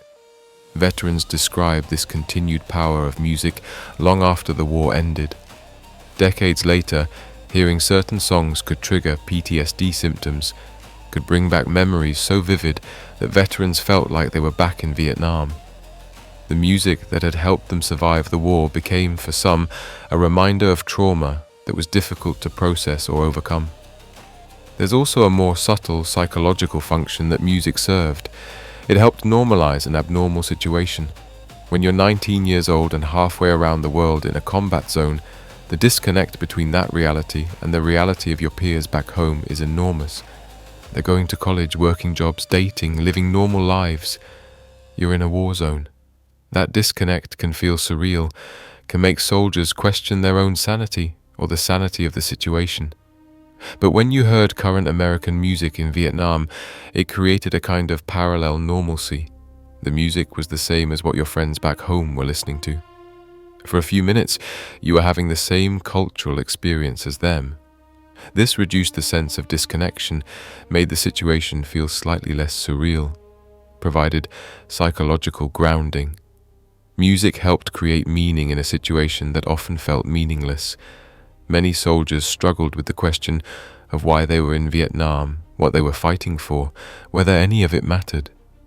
These existential questions could be psychologically devastating, especially when combined with fear and loss.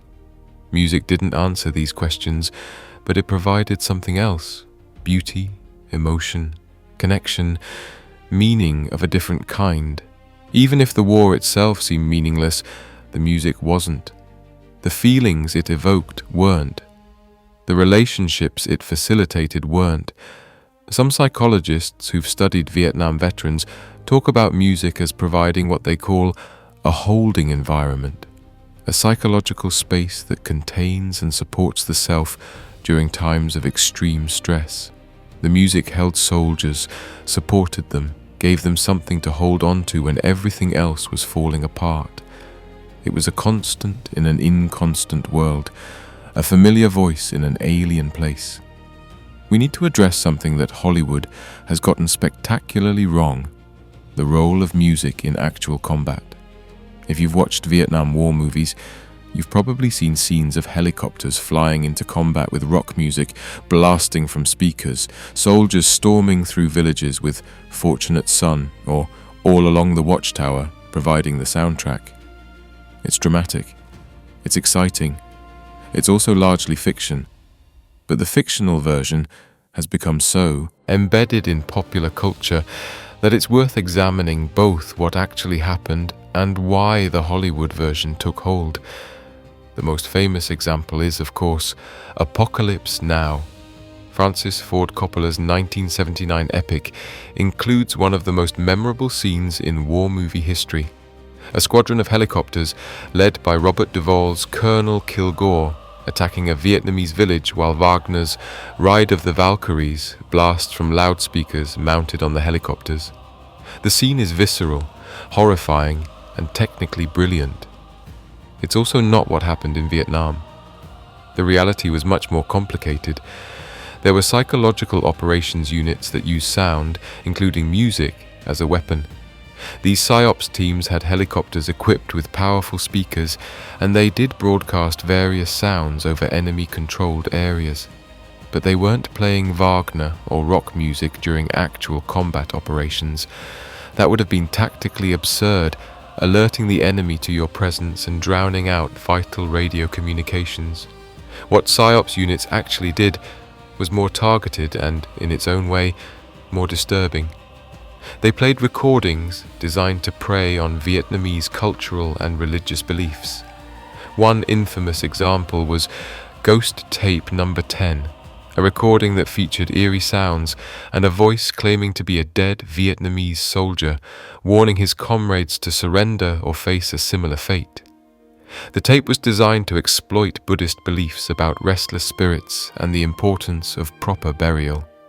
They also broadcast Vietnamese music and messages in Vietnamese, trying to convince enemy soldiers to defect or surrender.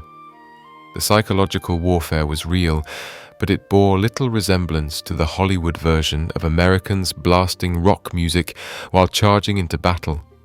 So why did the music in combat trope become so powerful in Vietnam War movies? Part of the answer is that it works dramatically. Using period-appropriate rock music in combat scenes immediately establishes the time period and creates an emotional connection with the audience. The juxtaposition of familiar music with images of warfare creates a dissonance that's powerful and memorable. It makes the war feel more immediate, more real to viewers who weren't there. But there's also a deeper reason. The use of popular music in war movies captures something true about the Vietnam experience, even if it gets the specifics wrong.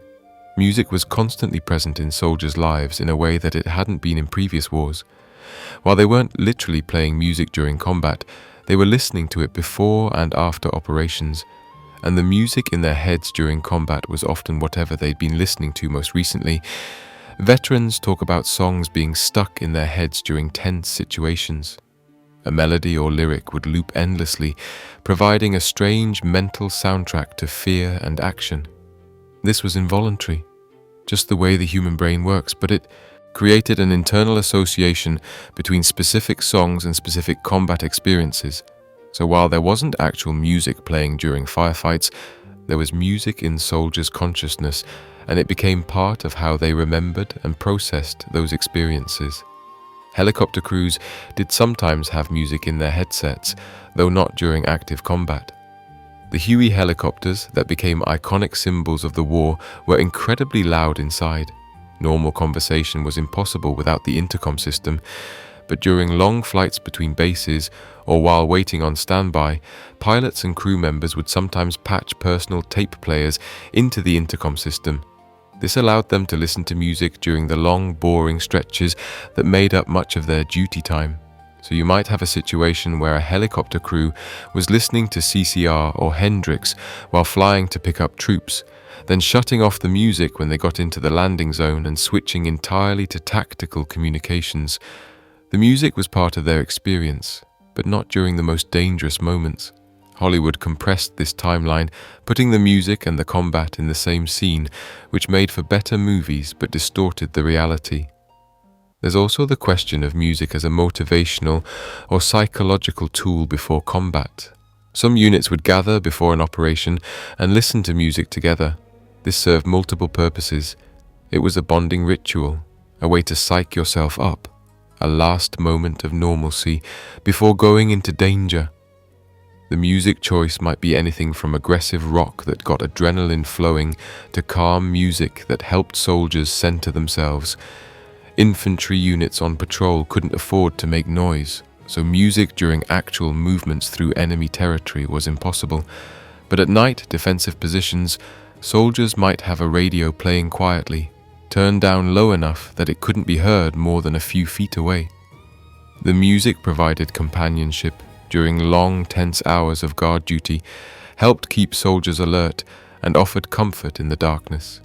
The exception to all of this might have been certain special forces or other specialized units that operated with more autonomy and less traditional military discipline.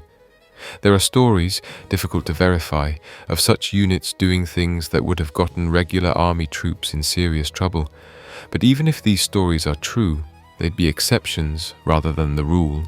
What about the famous scene in Apocalypse Now with Ride of the Valkyries? It's worth noting that Francis Ford Coppola was making an artistic statement, not a documentary. He was drawing on the original Wagner opera, where Valkyrie were mythological beings who determined who would die in battle. The scene was commenting on the godlike power of American technology and the absurdity of trying to rationalize or aestheticize war. It was never meant to be taken as realistic combat footage, but the scene was so powerful that it shaped popular perception of Vietnam in ways Coppola might not have intended.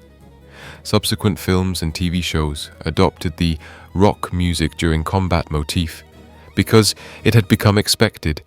It was what audiences thought Vietnam looked and sounded like, so filmmakers gave them what they expected. The fictional version replaced the reality in popular memory. Veterans have mixed feelings about this. Some appreciate the way music in war movies captures the overall atmosphere of the war, the sense that American popular culture was constantly present even in a combat zone. Others find it frustrating that the specifics are wrong, that Hollywood has created a mythology that obscures the reality they experienced. There's also the concern that the Hollywood version trivializes the war, makes it seem like an adventure story with a rock and roll soundtrack rather than a traumatic experience with real consequences. When combat is set to music, when it's edited to a rhythm and made aesthetically pleasing, it can reduce the horror of war to entertainment. This is a valid concern, though it's more about Hollywood's treatment of war in general than about music specifically. One aspect of music and combat that movies rarely show is the psychological aftermath. The music that had been comforting or energizing before combat could become triggering afterward. A song that had pumped you up before an operation might forever afterward be associated with what happened during that operation. If friends died, the music you'd all been listening to became a memorial, a reminder of loss. The association between music and trauma is real and powerful, but it's not dramatic in the way Hollywood requires, so it rarely makes it into films. The other reality that movies miss is the diversity of soldiers' experiences with music. Not everyone loved rock music. Not everyone used music the same way. Some soldiers found music more important than others. The Hollywood version tends to present a unified experience, all soldiers connecting to the same music in the same ways. The reality was far more individual and varied. There were soldiers who barely listened to music at all, who found it distracting or irrelevant. There were soldiers whose musical obsessions were so intense that their buddies found it annoying. There were arguments about what to play, tensions over musical taste that mirrored other tensions in units. Music wasn't a simple, universally positive force. It was complicated, like everything else in Vietnam. So while the Hollywood soundtrack of Vietnam doesn't match the reality, it captures something true about the relationship between soldiers and music, the way popular culture permeated the war experience in unprecedented ways. The movies get the details wrong, but the feeling right. And for veterans watching these films, the music can trigger powerful memories, can transport them back even if the specific scenes on screen don't match their specific experiences. The question of music in combat also raises larger questions about memory and representation. How do we remember war? How do we convey the experience to people who weren't there? Music in movies is one answer to these questions, an attempt to create an emotional equivalent of what it felt like to be there, even if the specific details aren't accurate. Whether this is appropriate or adequate is a question that each viewer has to answer for themselves. While recorded music dominated the soundscape of Vietnam, there was another crucial element to the musical story: live performance. Soldiers didn't just listen to music, they made it, and professional entertainers, both military and civilian, brought live shows to troops throughout South Vietnam. These live performances created moments of connection and normalcy that recorded music, powerful as it was, couldn't quite match. Let's start with the soldiers themselves. Plenty of young men arrived in Vietnam with musical skills. They'd played in garage bands in high school, performed in church choirs, learned instruments from parents or teachers. The military didn't erase these skills, and Vietnam provided opportunities to use them. Guitars were available at post exchanges, lightweight and affordable enough that many soldiers purchased them. Harmonicas were even easier to carry and required no amplification. Some soldiers even managed to get their hands on keyboards, drum kits, and other instruments through various means. Informal music making happened constantly at base camps and fire bases. After the day's work was done or during downtime, soldiers who could play would pull out their instruments. Groups would form spontaneously, working through familiar songs, teaching each other new ones, sometimes writing original material. These weren't professional performances. They were just guys making music together, but the psychological and social benefits were enormous. Playing music gave soldiers something productive to do with their hands and minds. It was creative rather than destructive, beautiful rather than brutal. In an environment saturated with violence, the simple act of making music was a powerful affirmation of humanity. It said that even here, even in this place, beauty was still possible, connection was still possible, meaning was still possible. The musical skill levels varied wildly. Some soldiers were genuinely talented musicians who might have pursued music careers if the war hadn't interrupted their lives. Others could barely play 3 chords, but played them with enthusiasm. It didn't really matter. The point wasn't virtuosity. It was community, expression, and finding moments of peace in a chaotic situation. Bob Dylan and folk music were surprisingly popular among soldier musicians. Dylan's songs were relatively simple to play, required just a guitar and a voice, and the lyrics gave plenty to think about. Blowing in the wind, the times they are, a-changin'. A hard rains are gonna fall. These songs got played around campfires and in hooches throughout Vietnam. Some soldiers connected with the anti-war message, others just liked the melodies and the poetry. The music transcended its political context and became something personal. Country music was equally popular for informal performances. Country songs often used simple chord progressions and told stories that soldiers could relate to. Songs about heartbreak, longing, hard times, and endurance were natural choices for soldiers dealing with all those things. A soldier with a guitar and a decent voice could work through a Johnny Cash or Merle Haggard song and have his buddies singing along, creating moments of shared emotion and experience. Some soldiers wrote their own songs about their Vietnam experiences. These ranged from bitter protest songs to humorous ditties about military life to heartfelt ballads about friends who died. Very few of these songs were ever recorded or preserved, which is a shame because they represented a kind of immediate, unfiltered artistic response to the war that's now largely lost. The songs existed in the moment, created and consumed by the people living through the experiences they described. But Vietnam also saw the development of more organized soldier bands. These were semi-professional or professional quality groups made up of military personnel who had significant musical training. The most famous was probably Shotgun, a band formed by South Vietnamese soldiers during the Tet Offensive in 1968. Confined to their barracks during the intense fighting, these soldiers started a band to keep morale up. They continued performing for both military and civilian audiences until the fall of Saigon in 1975. American military personnel also formed bands. Some of these were officially sanctioned, recognized by military command as serving a useful morale function. Others were more informal, put together by soldiers in their off-duty hours.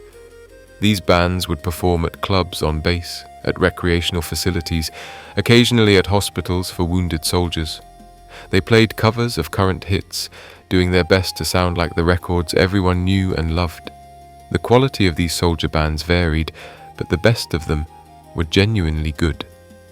Remember that many of these young men had been playing music seriously before being drafted or enlisting.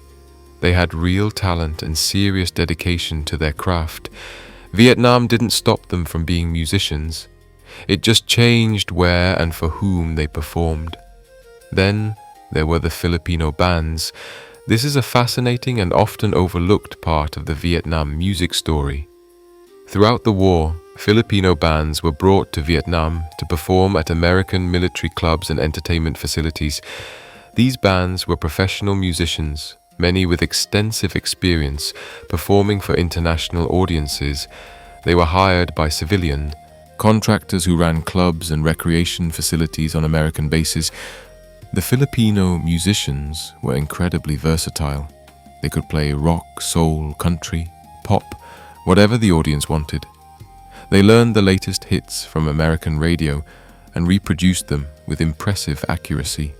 Soldiers would request songs, and the Filipino bands would deliver, night after night, providing live entertainment that helped make military clubs feel like nightclubs back home. This wasn't easy work. The Filipino musicians were civilians in a war zone, vulnerable to attack like anyone else. Some were killed or wounded when bases were hit by mortar fire or when Viet Cong forces attacked. They were there to make music, not to fight, but the war didn't distinguish between combatants and civilians. Their presence in Vietnam, the risks they took to provide entertainment for American soldiers, represents a largely forgotten piece of the war's story.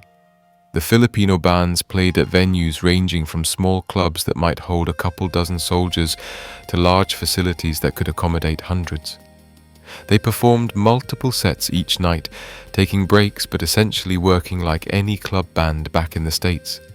The difference was that their audience was entirely military, entirely male until the later years when more women were serving in Vietnam and entirely dealing with the stresses of war. The music at these clubs served multiple purposes. It provided entertainment, obviously, but it also created social spaces where soldiers could relax, at least temporarily.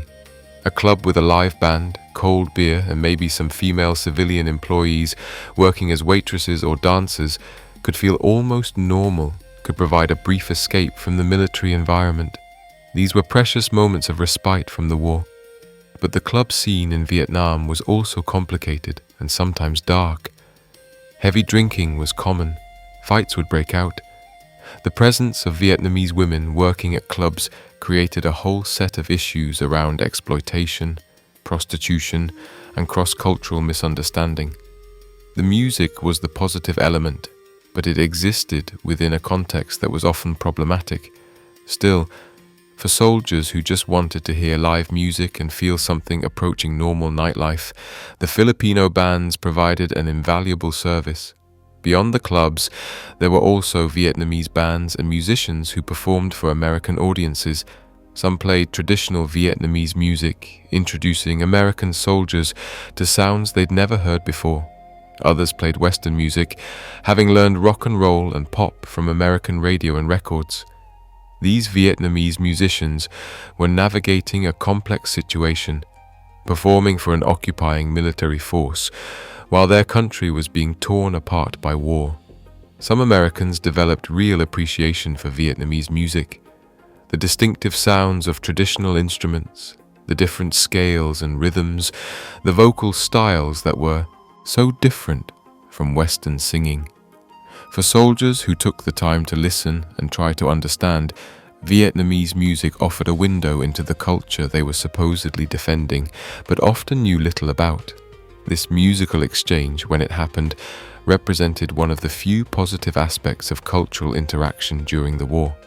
Now we need to talk about the USO shows, particularly the Bob Hope tours that became legendary. The United Service Organizations had been providing entertainment to American troops since World War II, but they reached new levels of scale and sophistication in Vietnam. And Bob Hope was the face of that effort. Bob Hope's Christmas tours to Vietnam became annual events that soldiers looked forward to with genuine excitement. Hope would arrive with a troupe of entertainers, usually including beautiful actresses and models, musicians, comedians, and other performers. The shows were massive productions, often performed in front of audiences of thousands of soldiers gathered at major bases. The Hope shows had a specific format. Hope would come out and do a monologue full of jokes about the war, the generals, military life, anything that would get a laugh from soldiers. The jokes weren't particularly sophisticated, and Hope's politics leaned conservative. But none of that mattered. What mattered was that here was a major American celebrity, someone soldiers had seen in movies and on TV, who had come to Vietnam to perform for them. His presence said that they weren't forgotten, that people back home cared enough to send real stars to entertain them. After Hope's monologue, other performers would take the stage. The American Beauties or Gold Diggers, groups of beautiful young women in elaborate costumes, would perform dance numbers. Soldiers who hadn't seen American women in months would go absolutely wild. These performances were carefully choreographed and professionally executed, bringing a touch of glamour and spectacle to a place that had little of either.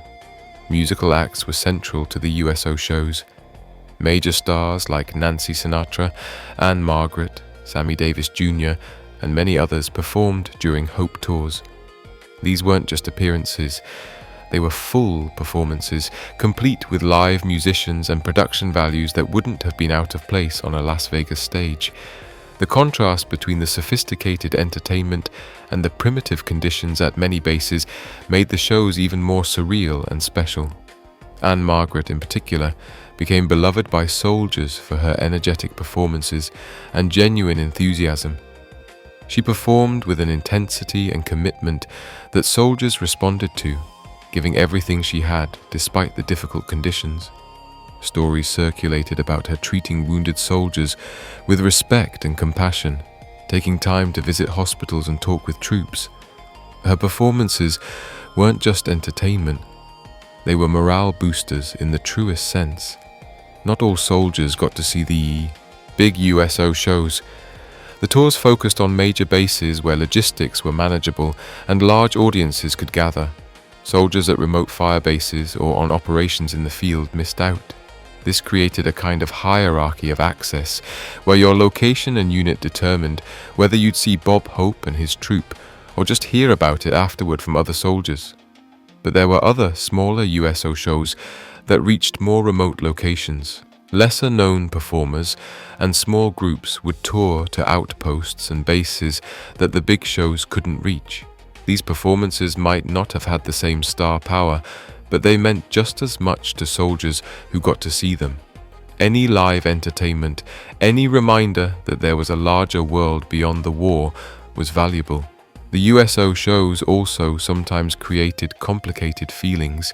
The gap between the glamorous performers and the dirty, exhausted soldiers watching them could be jarring.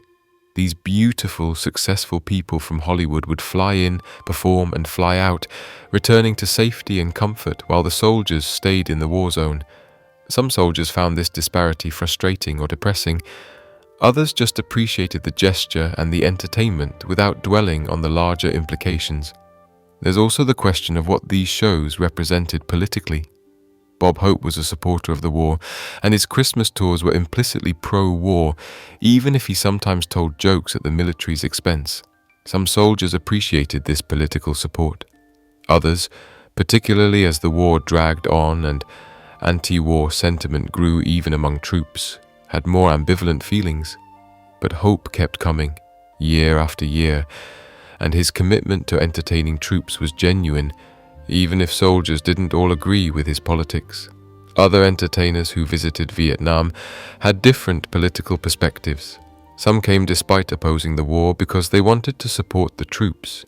Others came because they believed in the mission. These different motivations created a complex tapestry of entertainment and politics, art and propaganda, support and critique. What's clear is that live entertainment mattered enormously to soldiers. Whether it was a Filipino band at a bass club, a soldier with a guitar playing for his buddies, or Bob Hope's massive Christmas spectacular, live performance created moments that transcended the war. They were reminders that music and beauty and joy still existed, that the world was more than just combat and fear and death. In a situation designed to dehumanize, live music was a powerful assertion of humanity. Statistics and generalizations can only tell us so much. To really understand what music meant in Vietnam, we need to hear from the individuals who were there. Every soldier had their own relationship with music, their own songs that defined their experience, their own stories about moments when music made a difference. While we can't share everyone's story, we can share a few that illustrate the personal, intimate ways music intersected with the Vietnam experience. One veteran, let's call him Mike, talks about Dock of the Bay by Otis Redding. The song was released in December 1967, just days after Redding died in a plane crash. It became a massive hit, eventually reaching #1 on the pop charts. Mike was in Vietnam in '68, serving with an infantry unit in the Central Highlands. He describes hearing Dock of the Bay for the first time on AFVN and being completely transfixed. The song is about loneliness and displacement, about sitting and watching the world go by while feeling like you don't belong anywhere. For Mike, thousands of miles from home, watching the war unfold around him, the song captured exactly how he felt. The whistling at the end, those few bars where Redding just whistles rather than sings, became almost meditative for Mike. He'd sit during his off hours, listening to that song on his transistor radio, finding a moment of peace in Redding's voice. Mike survived his tour and came home, but Dock of the Bay stayed with him. Decades later, he says he can't hear the song without being transported back to Vietnam. The emotions are still there, still powerful. The song became a permanent bookmark in his memory, marking that time and place in a way that nothing else could. Another veteran describes Nowhere to Run by Martha and the Vandellas, taking on profound meaning during the siege of Khe Sanh. The Marine base at Khe Sanh was surrounded by North Vietnamese forces for 77 days in early 1968. The Marines there were under constant artillery bombardment, unable to leave, wondering if they'd be overrun. Someone had the Martha and the Vandellas song on tape, and it got played constantly in the bunkers. The song's chorus, about having nowhere to run and nowhere to hide, was darkly appropriate for their situation. They literally couldn't run. They couldn't hide. They were stuck there, under fire, waiting for relief or death. The song became a kind of dark joke among the Marines, but it was also cathartic. It gave voice to their situation in a way that felt honest and real. For some soldiers, it wasn't particular songs, but particular artists who became essential. One veteran describes becoming obsessed with Jimi Hendrix during his tour. He'd never really listened to Hendrix before Vietnam, but something about Hendrix's guitar playing, the way it sounded like controlled chaos, resonated with his experience. He collected every Hendrix tape he could find or get sent from home. He'd listen for hours, letting the music wash over him, finding something in those sounds that he couldn't articulate, but desperately needed. This veteran describes Hendrix's music as giving him a language for what he was feeling. The dissonance, the feedback, the moments of beauty emerging from noise, all of it felt true to his experience in a way that more conventional music didn't. Hendrix became his soundtrack, his companion, his therapy. And decades later, Hendrix remains his favorite artist, forever linked to that time in his life when the music literally helped him survive. Country music provided similar anchors for soldiers from rural backgrounds. One veteran from a small town in Texas talks about Charlie Pride Records being his most prized possession in Vietnam. Pride, one of the few African-American country music stars, had a voice that reminded this veteran of home, of family gatherings, of a world that felt very far away. The veteran would play Pride's albums on his tape deck, close his eyes, and for a few minutes be back home rather than in a war zone. The Beatles meant something special to countless soldiers, but one veteran's story stands out. He deployed to Vietnam in 1965, when the Beatles were still the lovable mop tops singing simple pop songs.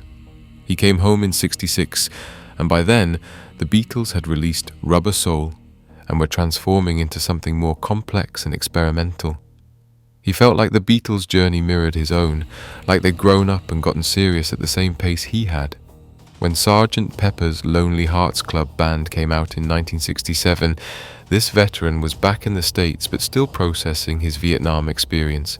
He describes listening to that album on headphones over and over, finding in its psychedelic complexity a reflection of his own mental state.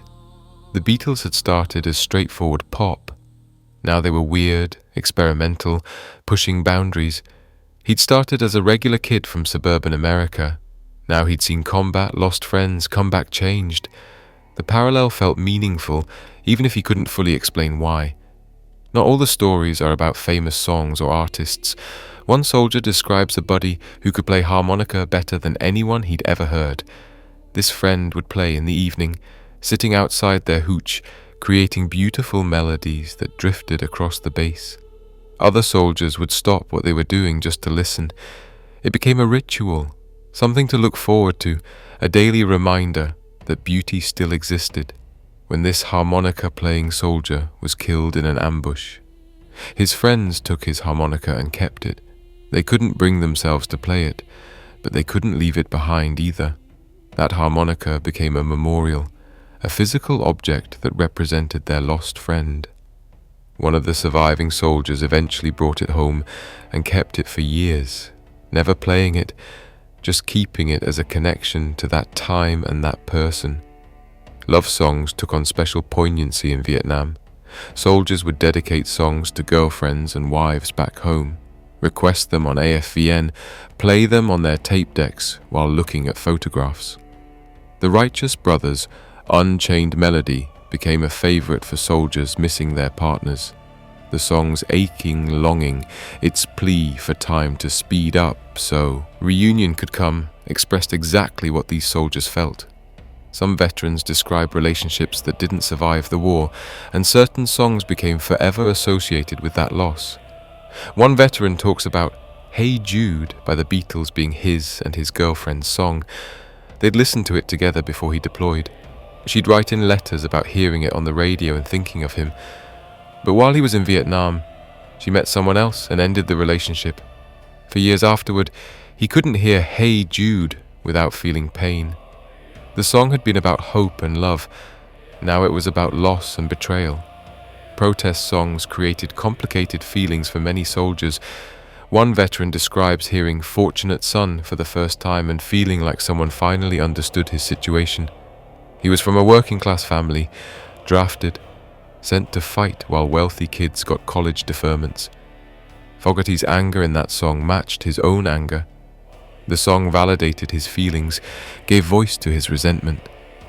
But this same veteran also describes feeling hurt by some of the more explicitly anti-war music. Songs that suggested soldiers were dupes or murderers, that painted them as villains rather than victims of circumstance. He supported the troops even when he questioned the war, and he needed music that could hold both those positions simultaneously. That kind of nuance was rare in popular music of the era. Some soldiers found meaning in unexpected places. One describes becoming fascinated with classical music in Vietnam after never having much interest in it before. He'd hear classical pieces occasionally on AFVN, and something about the complexity and beauty of the music provided an escape that pop music couldn't. He started requesting classical tapes from family, building a collection of Bach and Beethoven and Mozart. The music felt timeless, removed from the specific moment he was living through, offering a kind of transcendence. The moment of hearing "We Gotta Get Out of This Place" for the first time was transformative for many soldiers. One veteran describes being on guard duty at a firebase, scanning the perimeter at night, when the song came on his transistor radio. He'd never heard it before. When that chorus hit, when Eric Burdon sang about getting out of this place if it's the last thing we ever do, the veteran describes feeling like someone had reached through the radio and grabbed him by the heart. The song expressed exactly what he was feeling, but hadn't been able to articulate. From that moment on, it was his anthem. Mail call was always a big deal in Vietnam, and one of the best things soldiers could receive was a tape from home. One veteran describes getting a tape from his younger brother with no explanation, just music. The brother had recorded a bunch of songs off the radio, current hits mixed with some older favorites. The veteran played that tape until it wore out, literally, until the magnetic tape started shedding and the sound quality degraded to nothing. But even then, he kept it. The physical object represented his connection to home, to his brother, to a world that still existed beyond the war. Soldiers also talk about songs that became associated with specific friends or units. One group of guys in a helicopter unit made Magic Carpet Ride by Steppenwolf their unofficial theme song. They'd play it before missions, sing along at the top of their lungs, use it as a bonding ritual. When members of that unit gather for reunions decades later, someone always plays Magic Carpet Ride, and they're transported back to being young men in Vietnam, scared but trying to be brave, finding strength in each other and in music. The spontaneous sing-alongs that happened in Vietnam are remembered fondly by many veterans. Someone would start singing a song, others would join in, and suddenly you'd have a dozen or 20 soldiers all singing together. It didn't matter if they could carry a tune. What mattered was the shared experience, the momentary unity, the sense that they were all in this together. Common songs for these impromptu performances were "We Gotta Get Out of This Place," "House of the Rising Sun," "The Ballad of the Green Berets," and countless others. One veteran describes Christmas 1969 at a small firebase. Someone had brought a tape of Christmas music, and they played it while eating their holiday meal. The combination of familiar Christmas songs and the completely unfamiliar setting was surreal. Some guys cried, others laughed. Most just sat quietly, listening, thinking about home. The music made the distance feel both larger and smaller, emphasizing how far they were from home, while also connecting them to it. The Vietnamese pop music scene also created some interesting connections. Some American soldiers developed appreciation for Vietnamese popular music, which by the late 60s had absorbed influences from American rock, soul, and pop while maintaining distinctive Vietnamese characteristics. Soldiers who took the time to listen found music that was both familiar and foreign, bridging cultures even as those cultures were in conflict. These individual stories, and thousands more like them, illustrate that music in Vietnam wasn't one thing. It was thousands of different things to thousands of different people. Each soldier had their own relationship with music, their own songs that mattered, their own moments when music made a difference.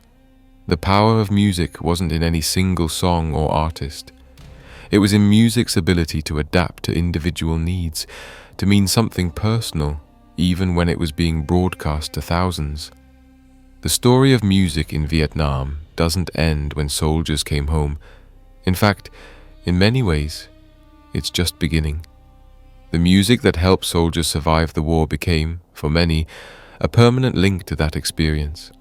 Songs that had provided comfort or energy or escape in Vietnam continued to carry emotional weight decades later. The relationship between Vietnam veterans and the music of that era is one of the most powerful examples of how music can encode memory and emotion in ways that last a lifetime. For many veterans, certain songs became triggers for PTSD symptoms. This isn't metaphorical. The actual neurological process of memory formation means that sounds present during traumatic experiences become associated with those experiences in the brain. When veterans later hear those same sounds, the brain can respond as if the traumatic event is happening again. Heart rate increases, adrenaline flows, the fight or flight response activates. All from hearing a song on the radio. Imagine being a veteran, decades after Vietnam, shopping at a grocery store, when Fortunate Son comes on the store's sound system. Suddenly you're not in a grocery store anymore. You're back in the jungle. You can smell the red dust, feel the humidity, hear the helicopters. Your hands start shaking. Your heart races. You might have a panic attack right there in the cereal aisle. This is a reality for many Vietnam veterans, and it makes navigating daily life challenging when the music of that era is still played constantly on classic rock radio stations. But the relationship between veterans and music isn't only negative.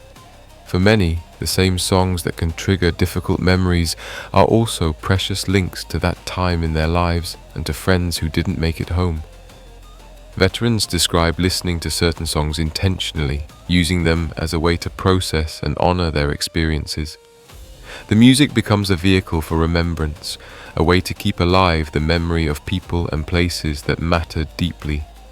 Veteran reunions almost always involve music from the Vietnam era. When members of a unit get together, often the first thing they do is start playing the songs they listened to in Vietnam. These songs create an instant emotional connection, transport everyone back to being young together, facing danger together, surviving together. The music becomes a key that unlocks shared memory, allowing veterans to reconnect with each other and with younger versions of themselves. Some veterans use music actively as part of their healing process. Music therapy programs at VA hospitals help veterans process trauma through listening to and creating music. These programs recognize that music has unique power to access emotions and memories that talk therapy alone might not reach. Veterans work with trained music therapists to explore their relationships with specific songs, to create new music that expresses their current feelings, to gradually desensitize themselves to musical triggers that cause distress. One innovative program started by a Vietnam veteran teaches veterans to play guitar. The program isn't primarily about creating musicians. It's about giving veterans a creative outlet, teaching them a skill that requires focus and practice, and providing a community of fellow veterans working toward a common goal.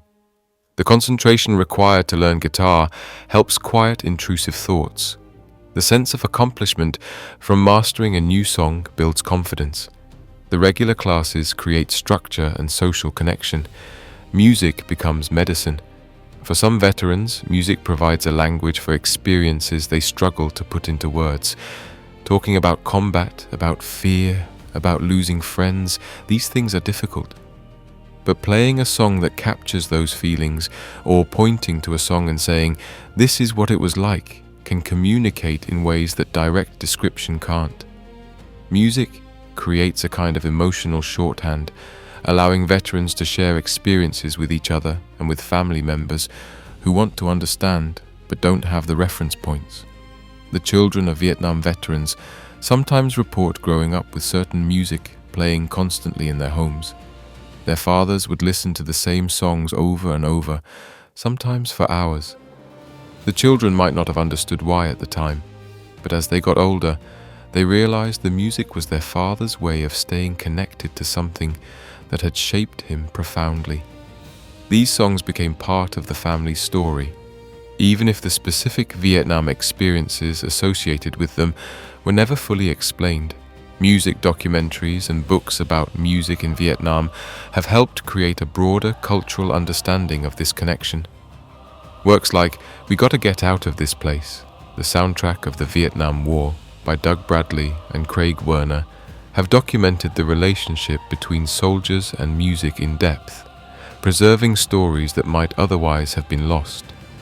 These projects serve multiple purposes. They validate veterans' experiences, they educate younger generations, and they preserve an important piece of cultural history. Ken Burns' documentary series on the Vietnam War included extensive discussion of music, recognizing that you can't tell the story of that war without addressing the soundtrack. The documentary used period music throughout, not just as background, but as a primary source, as evidence of what people were thinking and feeling at specific moments. For veterans watching the series, the music was often the most powerful element, immediately transporting them back and making the emotional truth of the documentary undeniable. Memorial services for Vietnam veterans often incorporate music from the era. When a veteran dies, his fellow veterans might play We Gotta Get Out of This Place, or another meaningful song at the funeral. These aren't nostalgic gestures. They're acknowledging that the music was part of who that person was, part of what helped them survive, part of their identity as a veteran. The music honors both the person and the shared experience. The Vietnam Veterans Memorial in Washington, D.C., with its black granite wall listing the names of those who died, has become a place where people leave offerings, including cassette tapes and CDs. Visitors leave music that was important to them or to the person they're remembering. The National Park Service collects these items and preserves them as part of the memorial's collection. Future historians studying these artifacts will find popular music from the Vietnam era prominently represented, physical evidence of the connection between soldiers and songs. Some veterans have complex relationships with the anti-war music of the era. Songs like War by Edwin Starr or Give Peace a Chance by John Lennon were popular among some soldiers in Vietnam. But after coming home, some veterans felt betrayed by those same songs. When the music is used in ways that seem to diminish veterans' service or suggest they were wrong to fight, it creates pain and anger. The music that once felt rebellious and relevant becomes associated with feeling judged and rejected by the anti-war movement. Other veterans embrace the anti-war music without conflict, seeing no contradiction between their service and opposition to the war that required it. They can love Fortunate Son while being proud of their service because the song isn't about soldiers, it's about the system that sent them to war. These veterans often became active in veterans organizations that work for peace and against future unnecessary wars, using their Vietnam experience as motivation for activism. The way Vietnam-era music is used in popular culture continues to affect veterans. Every war movie, every TV show set in that period, every commercial that uses 60s rock music, all of these uses shape and reshape the cultural memory of Vietnam. When the music is used respectfully and authentically, veterans generally appreciate it. When it's used exploitatively or inaccurately, it can feel like their experience is being commodified or distorted. Interestingly, many veterans report that younger people connect with them through music. A grandson asks his grandfather about Vietnam, and the grandfather struggles to find words. But then he plays Paint It Black, or All Along the Watchtower, and suddenly there's a way in, a starting point for conversation. The music bridges the generational gap, provides context, makes the past feel more immediate and relevant. Music streaming services and YouTube have changed how veterans engage with Vietnam-era music. Veterans can now instantly access any song they remember from Vietnam, can create playlists that perfectly capture their experiences, can share these playlists with fellow veterans and family members. Online forums and social media groups of Vietnam veterans often feature discussions about music, with veterans sharing which songs meant the most to them and why. Some veterans have become obsessive collectors of music from the Vietnam era, amassing huge collections of records, tapes, and CDs. This collecting isn't just about having the music, it's about preserving something precious, maintaining a tangible connection to that time. For these veterans, the physical objects, the album covers and cassette cases are as important as the music itself. They're artifacts from a specific moment in history and in their lives. The passage of time has given veterans new perspectives on the music. Songs that once seemed straightforward now reveal layers of meaning. Veterans hear things in familiar songs they didn't hear before, make connections they couldn't have made when they were 19. The music continues to offer new insights, continues to be relevant, continues to matter. As Vietnam veterans age and begin to pass away, there's urgency to preserving their stories, including their stories about music. Organizations dedicated to collecting and preserving veteran oral histories make sure to ask about music, recognizing its importance to the Vietnam experience. These recorded interviews will be resources for future generations trying to understand what Vietnam was really like, and music will be a crucial part of that understanding. The music of Vietnam has also influenced how veterans think about more recent wars. When veterans watch coverage of Iraq or Afghanistan and see young soldiers facing similar challenges, they think about what music those soldiers might be listening to. The differences are stark. Smartphones and streaming services versus transistor radios and tape decks, but the fundamental human need for music in wartime remains constant. Some Vietnam veterans have found healing through creating new music about their experiences. They've written songs, formed bands, recorded albums that directly address their time in Vietnam and its aftermath. This creative work serves therapeutic purposes while also contributing to the cultural record of the war. These songs join the vast catalogue of Vietnam music, adding veterans' voices to the conversation decades after the war ended. The relationship between Vietnam veterans and music is, ultimately, a testament to art's power to sustain human beings through the worst experiences imaginable. The music didn't stop the war. It didn't bring back the dead. It didn't heal all wounds, but it helped. It made an unbearable situation slightly more bearable. It preserved humanity in dehumanizing circumstances. It created beauty in the midst of horror. And it continues to matter, decades later, to men and women whose lives were forever changed by a war fought to a rock and roll soundtrack. We've covered a lot of ground in the last couple of hours, but we've only scratched the surface of what music meant to soldiers in the Vietnam War. Every veteran has their own story, their own songs, their own memories of moments when music made a difference.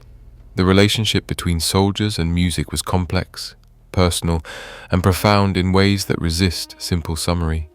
But let's pull together some threads and think about what this all means, both for understanding Vietnam and for understanding the role of music in human life. More broadly, the Vietnam War was a cultural watershed, a moment when American society fractured along lines that still define our politics and culture today. Music was caught up in these larger conflicts, used as a weapon by both hawks and doves, associated with patriotism by some and protest by others. But for the soldiers actually in Vietnam, the music mostly transcended these political divisions. It was personal before it was political, emotional before it was ideological. The technology that made music ubiquitous in Vietnam, the transistor radios and tape recorders and AFVN broadcasts, represented a fundamental shift in the relationship between soldiers and culture. Previous generations of soldiers had been largely cut off from home, dependent on mail and occasional entertainment for connection to civilian life. Vietnam soldiers, by contrast, could wake up listening to the same songs their girlfriends were hearing, could follow the same charts, could participate in American popular culture even while fighting 12,000 miles from home. This constant connection to home culture was both blessing and curse. It helped maintain morale and preserve identity, but it also emphasized the disconnect between the war and the world that existed beyond it. Hearing songs about peace and love while fighting a brutal war created cognitive dissonance. Hearing protest songs while serving in the military they protested created complicated feelings. The music kept soldiers connected to America, but it also reminded them how different their experience was from their peers back home. The diversity of musical experiences in Vietnam challenges simplistic narratives about the war. There was no single Vietnam music. There were thousands of different songs that mattered to thousands of different people for thousands of different reasons. Rock and soul and country all played crucial roles. Big hits and obscure songs both found audiences. Political music and escapist music both served purposes. The multiplicity of musical experiences reflects the multiplicity of Vietnam experiences more broadly. What united all these different musical experiences was music's fundamental purpose: to help people survive psychologically and emotionally.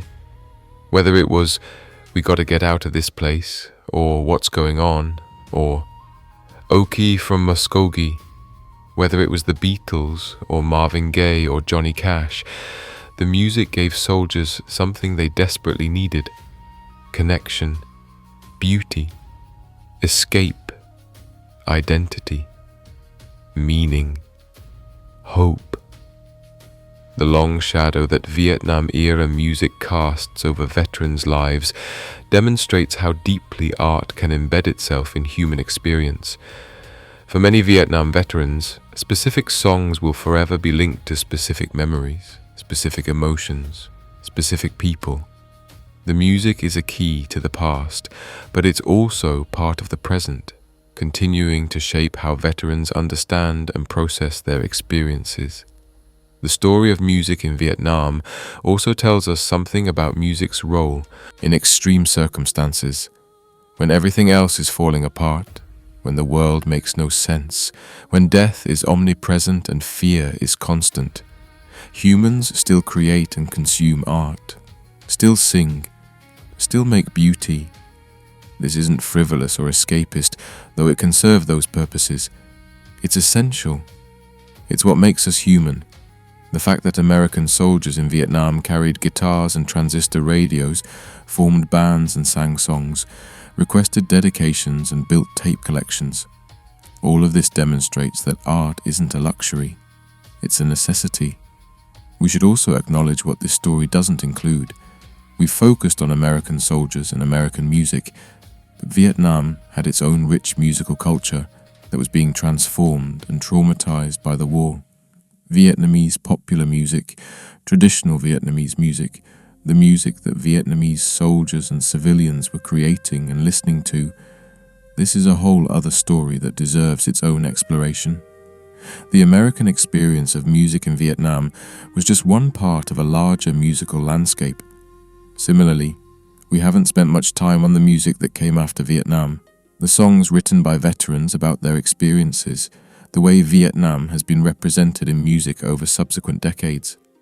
From Bruce Springsteen's Born in the USA to Steve Earle's Copperhead Road to countless other songs, Vietnam continues to resonate in American music. The war's musical legacy extends far beyond the songs soldiers listened to while they were there. What we can say with certainty is that music mattered in Vietnam in ways it hadn't in previous American wars. The combination of technological innovation, cultural upheaval, and a generation that defined itself through music created a unique situation. Vietnam soldiers lived with a constant soundtrack, and that soundtrack became part of how they understood and processed their experiences. For many veterans, music from the Vietnam era remains the most meaningful music they know. The songs they heard in Vietnam are their songs in a way that no music before or since can be. These songs are repositories of memory, emotion, and meaning. They're time capsules and memorials. They're old friends and painful reminders. They're evidence that even in the darkest circumstances, beauty and humanity can persist. The music didn't stop the war. It didn't prevent the trauma that so many Vietnam veterans still carry. It didn't bring back the 58,000 Americans whose names are on the black granite wall in Washington, or the millions of Vietnamese who died. But it helped the living survive. It helped them hold on to themselves when everything was trying to tear them apart. It helped them remember that there was a world beyond the war, and that someday, if they were lucky, they might return to it. If you're a Vietnam veteran listening to this, thank you for your service, and thank you for the music. Thank you for keeping transistor radios playing in bunkers, for forming bands and playing guitars, for requesting songs on AFVN, for singing together in the darkness. You created a musical legacy that helps us understand not just the war, but the human spirit's capacity to find light in the darkest places. If you're not a veteran, the next time you hear a song from the Vietnam era, take a moment to think about what that song might have meant to someone listening to it in a war zone. Think about a 19-year-old kid far from home, scared and lonely, finding comfort in a familiar melody. Music was their lifeline. Remember that and honor it. The Vietnam War has been over for 50 years, but its music lives on. The songs that helped a generation of soldiers survive continue to mean something, to teach us something, to connect us to a past that we must remember even when remembering is painful. That's the power of music. That's what music meant to soldiers in the Vietnam War. And that meaning endures. Before we sign off, if you found value in this deep dive into music and Vietnam, do me a favor and hit that like button. Subscribe to the channel if you haven't already, because we've got plenty more stories like this coming your way. History isn't just about dates and battles. It's about human experience, about how people lived and felt and survived. And sometimes, music tells that story better than anything else.